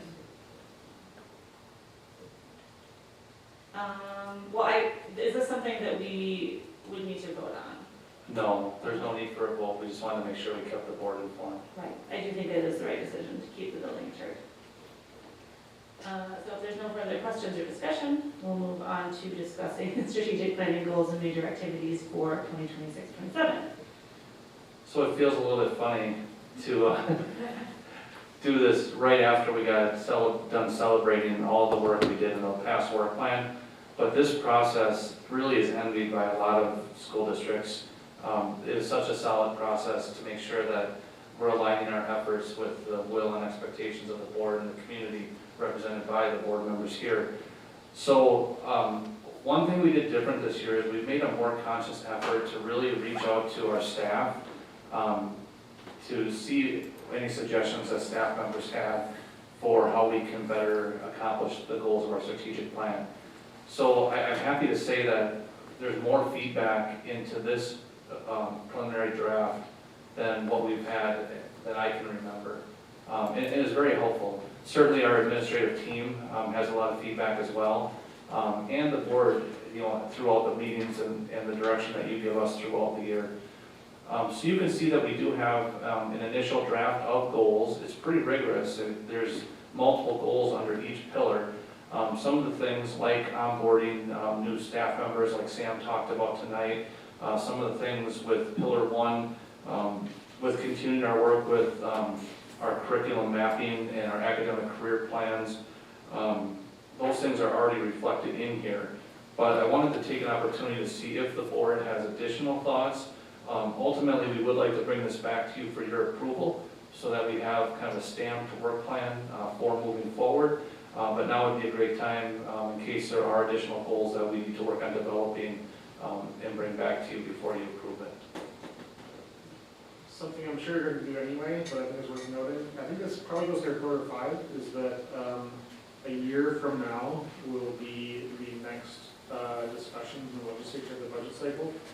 And so you'll probably be tracking that with WASDA, et cetera, and trying to understand what impacts our state funding changes and all the other efforts that go along with that. I think that's perfect, Dave. We'll draft up something for the board to consider. Thank you. Great input. To that end, in Pillar 5, I was also curious, last year we had I'm not gonna find it, I'm not gonna do it, but last year we had an item that had to do with communicating about the financial situation of the school district and the needs that will be coming in the future. And I don't see that here, and I don't think you'll stop doing it. But I think that it's something to, I would like to see it kept in there, if that makes sense. That's a good point. And also, I know the board has been doing a lot of work with a communications plan. I wonder if Pillar 4 might not be a bad spot for something about, because really this is a kind of a directing the administrative team and the staff for the district, but direction to support the board's efforts with the communication plan might be a reasonable goal for Pillar 4. Do you think that fits? Yeah. I had a question about the first item in Pillar 3, to maximize staff efficacy, building principles will facilitate the collaborative renewal, et cetera, et cetera. Can you say more about that? Yeah, I love the question, Rachel, and this is something that we've talked about with the administrative team, especially the building principals. And I'm sure board members, you've heard of the research done by John Hattie, and talking about effect size, and how there's all sorts of different things that schools have done to try to increase student achievement. And John Hattie did research, and whether it be talking about lower class sizes, or using the newest bells and whistles in the classroom, whatever it may be, and then different measurements have taken place to try to see what kind of effect that those changes have had on student achievement. And one of the greatest things that schools have been successful with is increasing collective teacher efficacy. And really what that means is that the teachers believe that what they do can have an impact on student achievement. It can have an impact on how much our kids are learning. And our principals and our teachers have done such a great job, but with all the different initiatives that have taken place over the years, I do think there's been a little bit, some fractioning of collective efficacy especially at the building level. So much of it has come from the board to district administration, to building level administration, to our departments and into the classroom. Whereas if we could really build up, I think, the efficacy at the building level with our principals, working with our teachers, I think there's some real opportunity there. And that's really what this is about. It's really empowering our building level people to do what it takes to impact our kids in a positive manner. So I could maybe change the wording on that a little bit to make it a little more understandable, but that's what that is.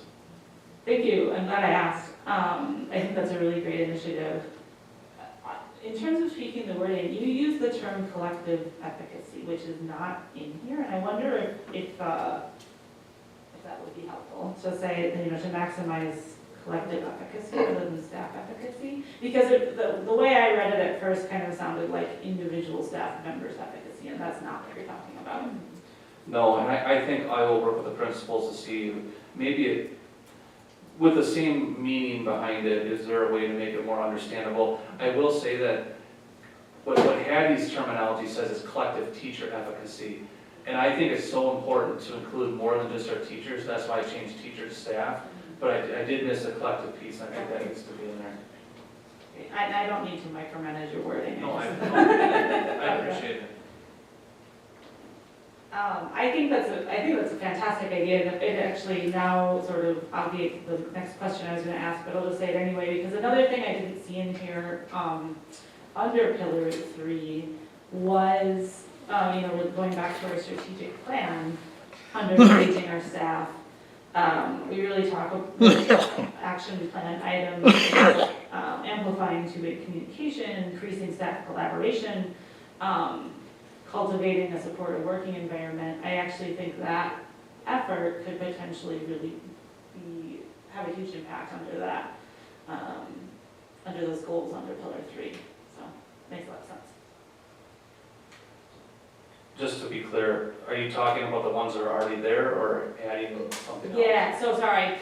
Prior to hearing your answer to that, my question about that bullet point, I had thought that the goals that you have listed under Pillar 3, like, didn't quite get at some of those things in our work plan, or in our strategic plan. But now hearing more detail about that collective efficacy piece, like, that seems like it really does get at the thing I thought was missing. Did I make sense more? That's the second time. Thank you. Other questions or discussion? I was happy to see the attention to attendance, and Casey mentioned that earlier too. Continuing that goal to improve student attendance.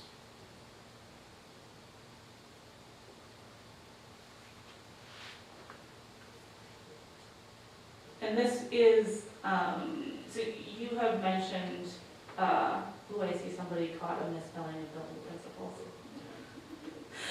You have mentioned that this would be something you would bring back to have kind of the board stamp of approval on. Do you have, like, is this something that if board members are contemplating this over the coming weeks, that we could still submit input on, or when it comes to like ideas that come to in terms of tweaking some of these, not maybe wholesale new items, but is that something that people could continue to reach out to you about over the next couple of weeks, or what's the timeline? Absolutely. It would be nice to have this approved this summer. We're already working on these things, honestly, whether or not they're actually in the work plan. At the same time, it is nice to have that written direction, and there has to be some limitation as well. I think you all appreciate that. If it can get approved next time, that's fine. If it had to get pushed to the end of July, I don't think that's that big of a deal. Certainly, we would really like to have it done before our staff come back in August, if at all possible, because we do make a big deal out of this with our building principals. And then when they start their beginning of the year in-service training and everything. But people can reach out to me individually. I think, having those conversations sometimes is the best way to do it. But we also could have group discussion, and if it's not ready for approval, we'll probably put it on the action agenda next time. But if it's not ready for approval based on discussion, it could always be bumped for another meeting. That sounds great. And I meant to say at the beginning, we kind of dived right into getting into the details, but I also just wanted to note that when I read this, I really saw a lot of the things we've been talking about, the things Sam talked about earlier, the ACP, like the progress for our goals for last year, the things that Casey was saying earlier, like really is just reflected in here. So I was impressed with how much it seemed to reflect what my understanding as a board member is, so what we need to do. Appreciate that.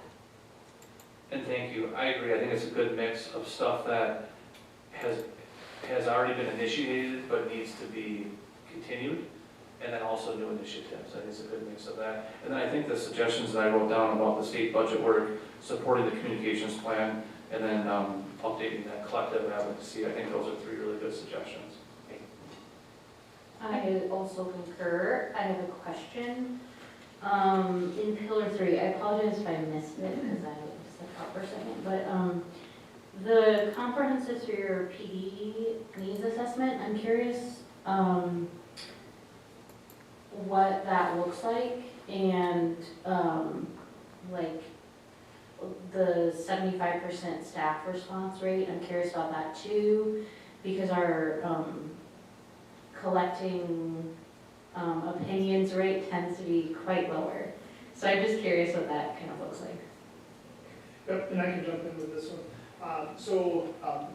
Historically, the time that I've been in the district, and it predates me, on a 3-year cycle, we have a survey that goes out to our staff, and it asks them a series of questions related to their own individual needs, what they perceive as needs, and then we use that to help build out our professional development plan over time. what I will say is we generally fall somewhere between 60 and 80% response rate because we, I think, have shown time and time again that our PD that we then build out is based off of that information. And we sometimes have to send out reminders, and we always send out a few reminders with that. But identifying that response rate, and that way we know we really are hearing from a majority of our staff.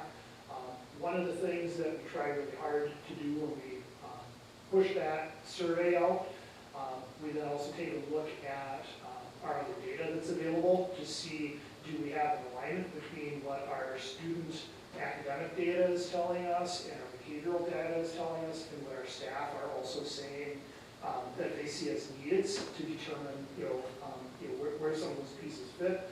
But then also, when we take a look at that piece, then we report out on, really it's a you said, we did, so trying to clearly identify when staff and what staff groups have identified specific types of PD. So like Sam was talking about onboarding for hourly and paraeducators and things like that. The last go around, that was an area that really popped on that needs assessment.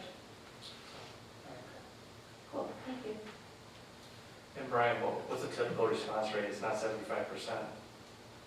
Is it? Did I miss the? Generally, we're between like 60, to 80%. So you're looking to increase, yeah, sorry.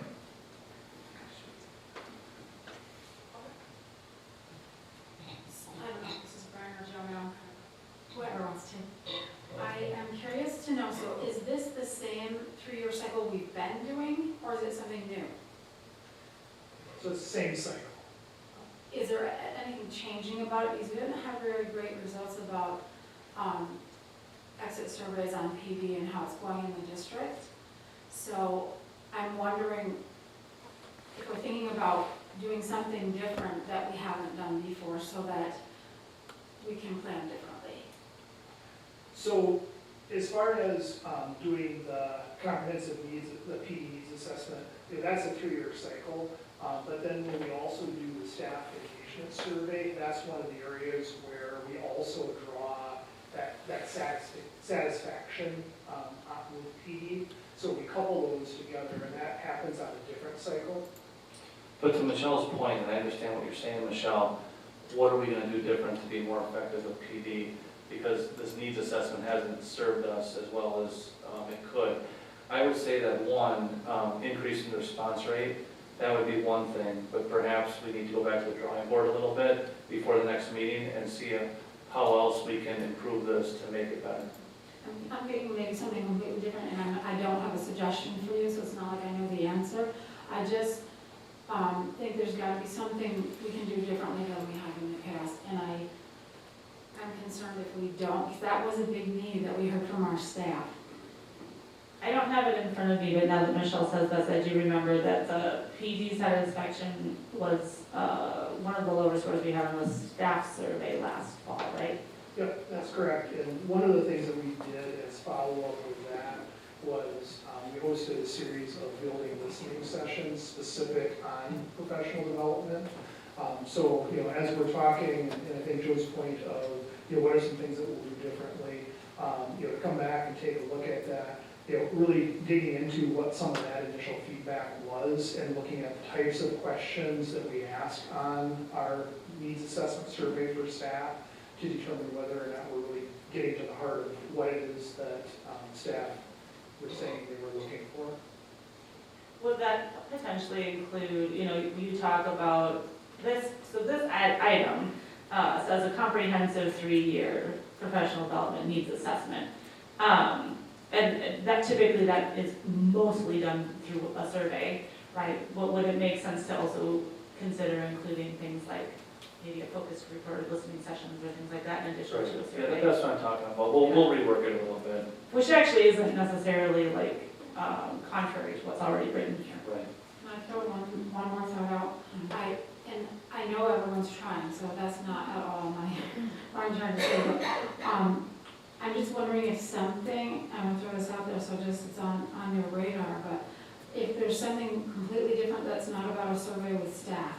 Because a lot of times, we're working so hard as educators that we don't know what's new and innovative out there, because if we did, we'd be doing it. So we don't know what to offer in a survey. Hey, I wanna do this, because we don't know what's there. I mean, we know some things, but what can we do to wow teachers and relight their fires however often for PD is things they may not be expecting. That's kind of connected to a thought I had too. I think earlier in the HR report, I was noticing like our staff is really close to approaching like 50% is like 5 years and under, I think is what the number was, 40-something%. And so when we look at like things we've traditionally done, like Ed Camp, like what does that look like when half of your staff is very new and like, and then like you were saying, Michelle, in terms of, you know, are we leaning on the other less than half of staff that are veterans versus bringing people in? It's all things to consider, but I appreciate that that you've been having the conversation and that we're continuing it.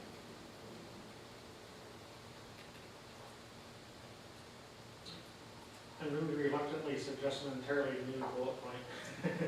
I've been trying to figure out how to phrase this in a way that's not too onerous, but I do think it's very important. This is either pillar 1 or pillar 2. One of the kind of, in the general commentary, I kind of hear from people about like what they're concerned about in education. And in terms of preparing students and supporting students, like the big element in the room is obviously AI, and not only what effect it has on career paths, which we've talked about, there's that statistics in your report, which are great, but then also how is it affecting the classroom learning in various forms, positive and negative? And I think the simplest thing to do might be at some point in the year to have some initial kind of baby report, whatever that means, whatever you think is the most salient thing to say. And then each year we can look and say, okay, what are the questions we have, and keep building that way? Like don't make a 30-page report, but like, what are the kind of a brief spectrum of how different teachers may or may not be using tools? We've talked about this in various conversations. I think it's a big enough topic that warrants having a dedicated time at some point in the coming year, even if it's just an initial step. And I'd add to that, first of all, I think it's a great idea.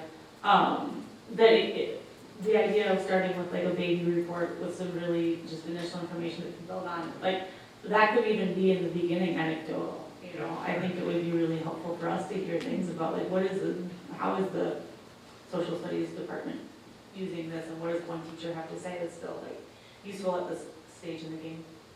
Yeah, I think we could build upon what we had last time, but then also maybe have some baseline indicators that we could continue to measure over time. Yeah, we can do that. Anybody else?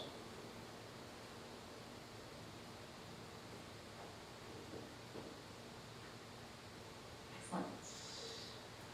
Again, we will have this on the agenda for next time as an action item, but we could continue the discussion as necessary. Where are we? Discuss updates to voucher transparency advocacy. All right, so since our last meeting, we got some bad news from the city administrator. After the city council had initially had a really positive reception to our presentation, they had heard from the county treasurer that the county was not willing to make changes to the tax statements, and that information came from the city administrator, but would potentially apply to all municipalities as a county issue. And since that time, Joe was able to be in contact with the county manager. Do you want to say anything more about what he said? I think you pretty much nailed it, but there was a statewide clerks conference, and at that point, the Department of Revenue advised the county clerks not to be messing with the tax bills. Part of it is every other number on the bill, my understanding, is mandated by state law, and it's also, those numbers are also essentially certified through state processes. I kind of argued that technically the voucher dollars are as well, but it doesn't sound like there's much of an opportunity there. In the event that we wanted to continue down this road, more than likely it would require some sort of insert. I appreciate Dan Dunbar, he was really helpful with the information. An insert would probably be around $3,500 just for the city, and then the other municipalities would need to be added to that. I think some cities have paid for that. I don't think we probably could count on that here, based on city budgets right now, but that's kind of where things are at. Based on that discussion, I had reached out to Wisconsin Public Education Network, and I wasn't able to have a conversation with those folks in time for this meeting. I do think that it seems quite possible, likely even, that this information that came from the Department of Revenue was in response to this effort by Wisconsin Public Education Network that's been going on statewide. I think that that information might be new to those folks too, doing the organizing, and so I am interested to hear what they have to say about how they might change strategy at this point. As Joe mentioned, we could continue to pursue this, but we would be looking at, first of all, it would be a separate piece of paper, and there would be cost to the district.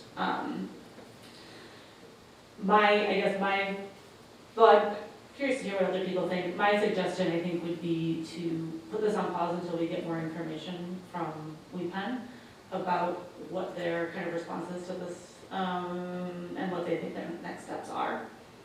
Which means we could put it on a future agenda once I've heard more information from them. But I'm curious to hear what everyone thinks. This is very disappointing because I feel like I worked on this for 18 solid years and we're not getting anywhere. So it is very disappointing. But I really appreciate you, Rachel, because my next question was, and you answered it for me, was to contact WPN to find out what they can do, because they've worked with this before, and how can other cities get to it and then we're not able to? You know, Claire and Green Bay, it just doesn't make sense.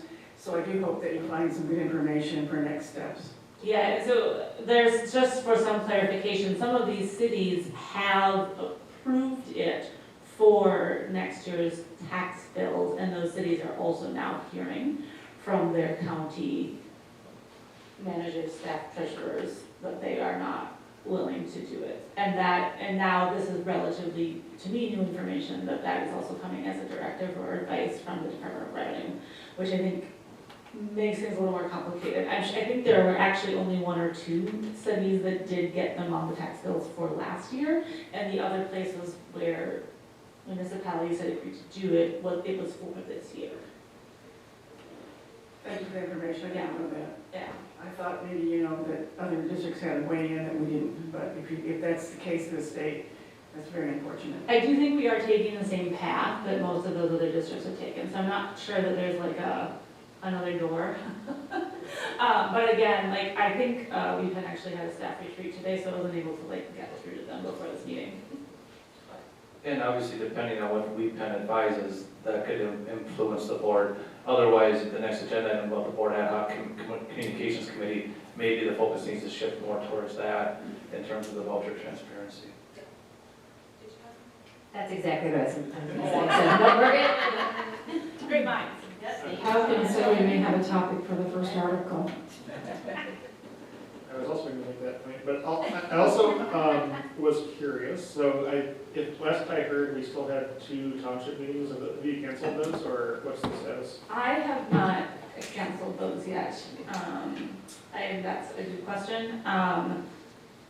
We had talked, Ed and I had talked prior to this last piece of information about the Department of Revenue advice about continuing to have those conversations with the townships. I do think this changes things. And I'm not sure that it is a good use of our or their time to have those. I think it would also be an awkward conversation to talk about the topic of school taxes and then bring in the whole like, well, but the county is blah, blah, blah, blah. Yeah. It might be better to either, cancel or postpone those until we have clarification on what is even plausible. Yeah, so what I could do, this week is reach back out to the town clerks that I had heard from, and maybe even the ones I hadn't, and give that piece of updated information, and and maybe just say that we may come back to them when we have more. Yeah, I don't think you have to like fill in all the historical details here. Oh, sure, no. Right, just, you know, you just say we're gonna put this on hold for now, and we'll come back later. Yes, sounds good. Was that an absolute hard no, or was it a hard no on that change we were requesting, or is it a hard no that we can't change anything? Because like, we could just retitle that line, instead of Menomonie School District, you know, public and private schools, and, you know, something different. The initial rejection that came from our Dunn County treasurer was a hard no on any language added to the tax statement. In terms of what the Department of Revenue has advised to counties throughout the state, I think that is also, I think that's consistent, right? I think it's no new language. But I don't know much about that. And I also don't know how official it is. You said that came from the County Clerks Association meeting? Is that- My understanding, we're playing a game of telephone now, is that, yeah, the county clerks had a statewide conference and the Department of Revenue was there and commented. And I believe Green Bay was the poster child. Yeah. And I also want to point out, Mr. Drake and Mrs. Drow, you guys are welcome to head out whenever you want. I appreciate you staying so long. Thank you.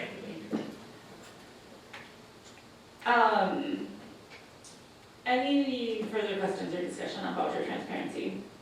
I will continue to update folks as soon as I have anything else to say. All right, moving on.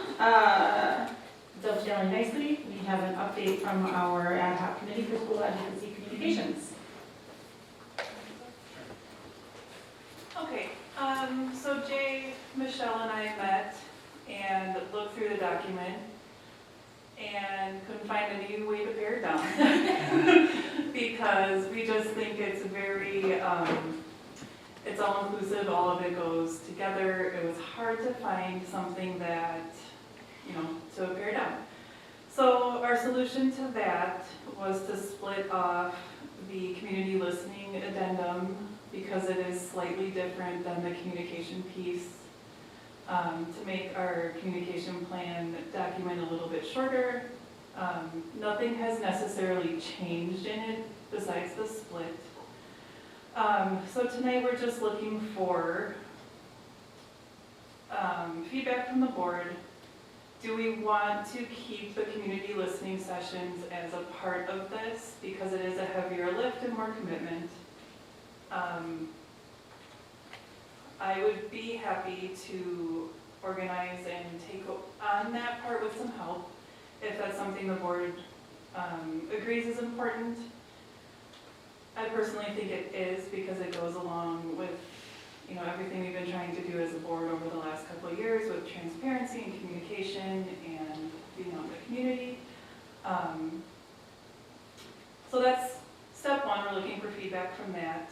And then we have like immediate next steps, which I think we kind of solved tonight what our first article is going to be about. An article for the next community newsletter or school crossings or something, setting the stage and launching our plan. And then also getting board input on finalizing a year-long editorial calendar. Yeah, so pretty much, I guess, start with those things as feedback for us. Your last feedback was to pare it down, which we didn't do. But we are really open to any suggestions and guidance. I'd be happy to help with the community listening engagement sessions, so count me in for that. And I think exactly what you just said, Angela, and how we have been trying to develop that trust, transparency, and communication within the community is what we need to continue. And if that was evident on the school perception survey, of the 19% increase of where the board is going, and we need to keep that momentum going forward. So count me in to help. Thank you. I would be glad to help as well, and to me it's imperative. If you remember, and not all of you were on the board at the time, but remember when we did those listening sessions before, you know, just kind of on the cuff, and we, you know, weren't really, it was more about, you know, why we couldn't pass a referendum kind of questions.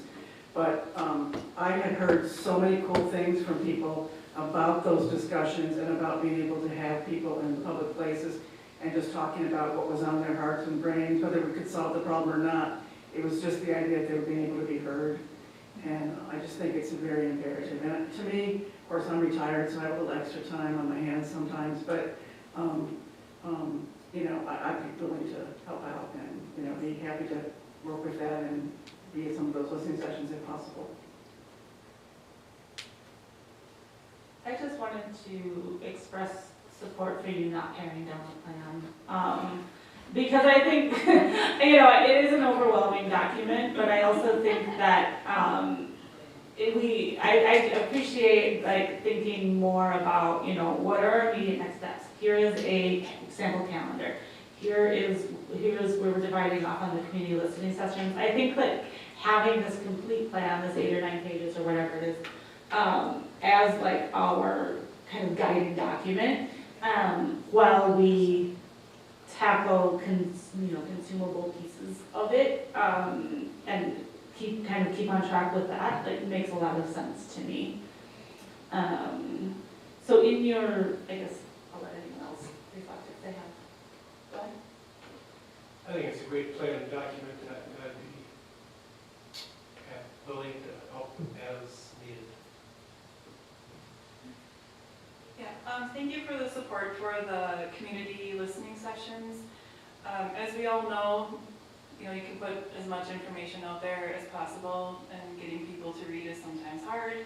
So I think it's, you know, talking to people face to face and being out and showing how much we care about these things will really get more conversation going and more interest in it. So thank you. If I could offer a suggestion, Jenny has been working a lot this summer already on our back-to-school newsletter, and by the end of July, it goes to the printer. I think that's a terrific opportunity for the board to set the stage and possibly even include a scheduled listening sessions. But we would need to know sooner than later, especially how much space would be needed, because, what is it, 4 pages? It's kind of like if we add 1 page, we almost need to add 4. So, which we can do, because there's always more we can add, but if that's going to happen, then we are going to have to create more content. Or we can shift things around in a smaller part. So I don't need to know the answer to that tonight, but probably in the next couple of weeks. Remind me, Joe, this is a separate set of notes. What's like an ideal deadline for getting content to you for the newsletter? End of July. All right. But a plan, heads up on what we're planning on doing for space before then. Yes. Next couple weeks, all right, cool. And what we had discussed, we met with Joe a couple of weeks ago, and what we discussed is potentially for that first newsletter, I know we were talking about vouchers, but I think what we were discussing was more, let's use that as sort of setting the stage for future communications. I love the idea if we can land on some session dates for that, that'd be awesome. If I may disagree with what several people said, I actually think that a voucher communications piece would maybe be more powerful, closer to tax statement time. Yeah, and I think we build that, so that was, developing an article for the newsletter, some content for the newsletter, and then we have a sample editorial plan, making that more than sample, with real dates, real topics, that we've all sort of approved, and building that in on that timing, I think it would be a great next step too. Yeah, I think when we get into the details of the editorial plan, you know, pairing that with some of our upcoming agenda items here, like the calendar board reports, pairing it with our annual work plan, right? Some of those things would make a lot of sense. Think about. So we have, as next steps, kind of launching that plan for community listening sessions. And the current ad hoc committee has some volunteers for people who would join in planning the listening sessions. So that's great. Writing that very first article, finalizing a year-long editorial calendar.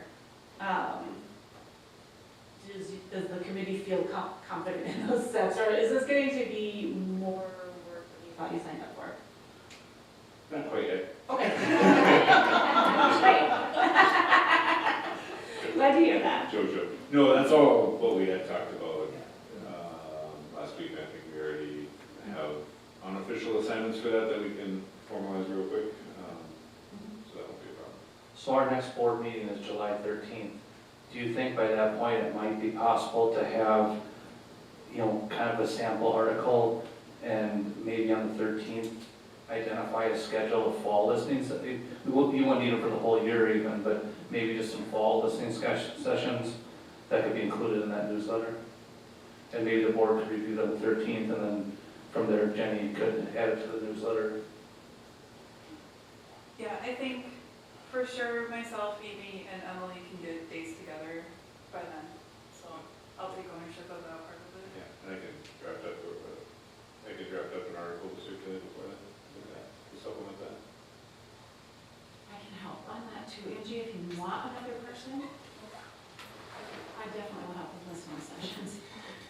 I think that I didn't say so, but I think probably all of us would be happy to help with the actual listening sessions. But we've got another number of people to help plan it. Perfect. Which I'm not signing up for. But I'll be there. This feels like a really good starting place.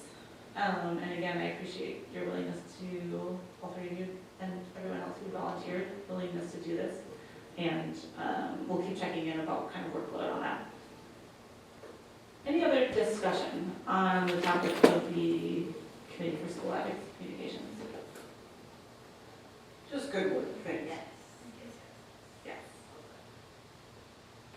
All right, then let's move on to our next agenda item, review revisions to policy 171.2, agenda preparation and dissemination.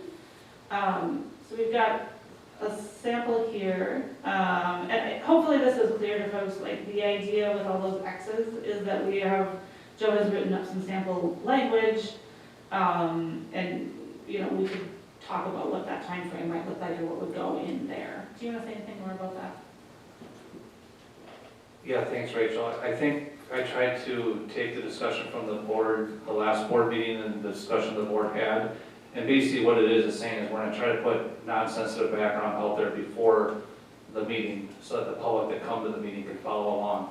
I don't know if the board wanted to put a specific, 2 hours or 1 hour or by noon, or maybe the X's aren't needed at all, just saying we're going to get it out there before the meeting starts essentially.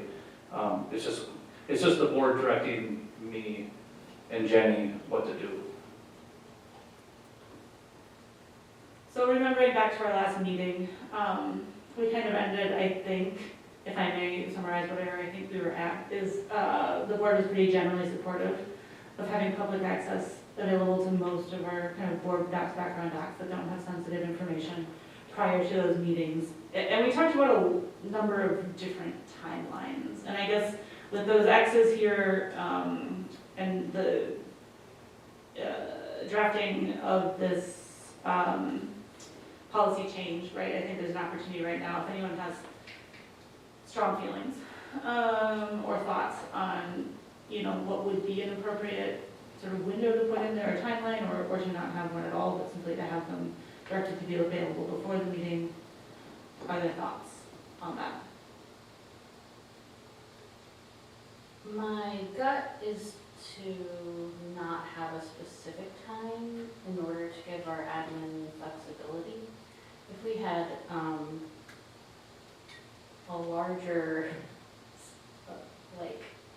amount of people in the admin building, and it's but there's always so much going on in preparation for these meetings. I think it might be best to offer flexibility.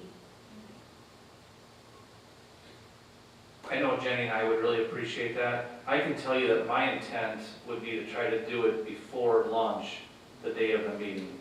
Because we're not going to want to be doing this at 5:15. At the same time, there are meetings when it comes down to 5:15 and, a report has changed or a hiring, there are times when that would be necessary. So I think that flexibility would be helpful. And I think it's maybe worth stating that, like, for me, I guess, if there was a report loaded up that had a corrected, you know, a correction to it, or there was a small change, like, I would not think that this policy would require you to have that, like, last minute change in there. I guess that would be my understanding of the intent. Like, the intent would be to have, you know, like, a version available, and if there was a change or a last minute version or a document even came in at the last minute that you didn't have, like, I don't necessarily think that would be a violation of the policy change in my mind. I don't know if other people feel the same way. No, I'm a Dominique. I don't feel like there needs to be you know, if we were talking about, we're gonna do it a half an hour before the meeting, I think if that was the intent, I'd wanna push on having that be sooner. But hearing from you guys that that's, you know, your intent is much sooner than that, I don't feel like there's a need to hardwire that into a policy. At this point, we can always go back and adjust it if it's not satisfactory, right? It's not set in stone. Yeah, I think that's a really good point, that this is something we could revisit in a few months if there's, you know, if we're encountering some kind of friction with it, or if it's creating a hassle, it's something we could always revisit. I agree. I'm feeling like the more, if we can have, you know, an intent to do it and do our best to do it, get it done so that people can follow along when they need to, that is important. On the flip side, I think also we have to be thinking about the board having documents in a timely, you know, in enough time that we are seeing things before the community is seeing them. So it's just like a balancing act. But I think that if we write the policy flexibly, then it's not going to be a huge impact when future board people come on, because they, you know, these positions move, and unless it's changed later, I think the more flexibility we can have in there, the better. So as the draft is written now, you could simply remove those placeholder X's, and it reads logically. Okay. So we would bring this back on to the next meeting for an official vote. Go ahead. My concern is, I don't want to make a whole lot of work on administration. I think it's important to get it out there, and I like the flexibility. But I guess my question is to administration and to Jenny especially, if you have to put everything out already on like Wednesday or Thursday, I guess we get our packets usually on Thursday from board docs, then you have to turn around and move those things into the public content. Is that going to be a hardship on administration? I'll take the answer to that. It is extra work, but we do the extra work right now because we wait till the meeting's over and then we move non-sensitive items.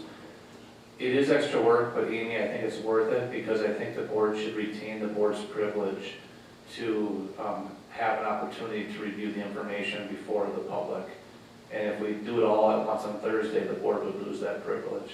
So I think the way it's written and what we discussed tonight is very doable. And I wasn't suggesting that, you know, that you do that, but I just wanted to get a feel for that. And if you think it's okay, then great, wonderful. One less thing to do on Tuesday after having the tournament. Okay. Any final questions or discussion on that policy change? So we'll vote on that at our next meeting. Next up, we have the calendar of board reports. This is something that this is only for review. Is that correct? We are not going to be voting on this. This is just a general calendar of when we see various things throughout the year. I have one question about this, and it came to my mind when we were talking about the new website. Is this something, or is there a version of this that could be one of those like easy to access links on the website at some point? And maybe not in that, like, I somehow doubt it would be the most popular, so maybe not under that most popular, but somewhere else, so that if a person really wanted to know, hey, like, when do they talk about accountability report cards? Here's easy, quick to say, oh yeah, that's November. It could be done. I'm a little hesitant just because I know how much it changes each year. like some things like setting the tax levy, that doesn't change. But there are a lot of things in here that move sometimes 6 weeks, especially with some of the reports. Part of it's for the convenience of the board and scheduling the meetings. Part of it's the ability of the team to get the data they need and the time to create the report. So this is such a rough document, I'd be a little cautious sharing it in that type of manner.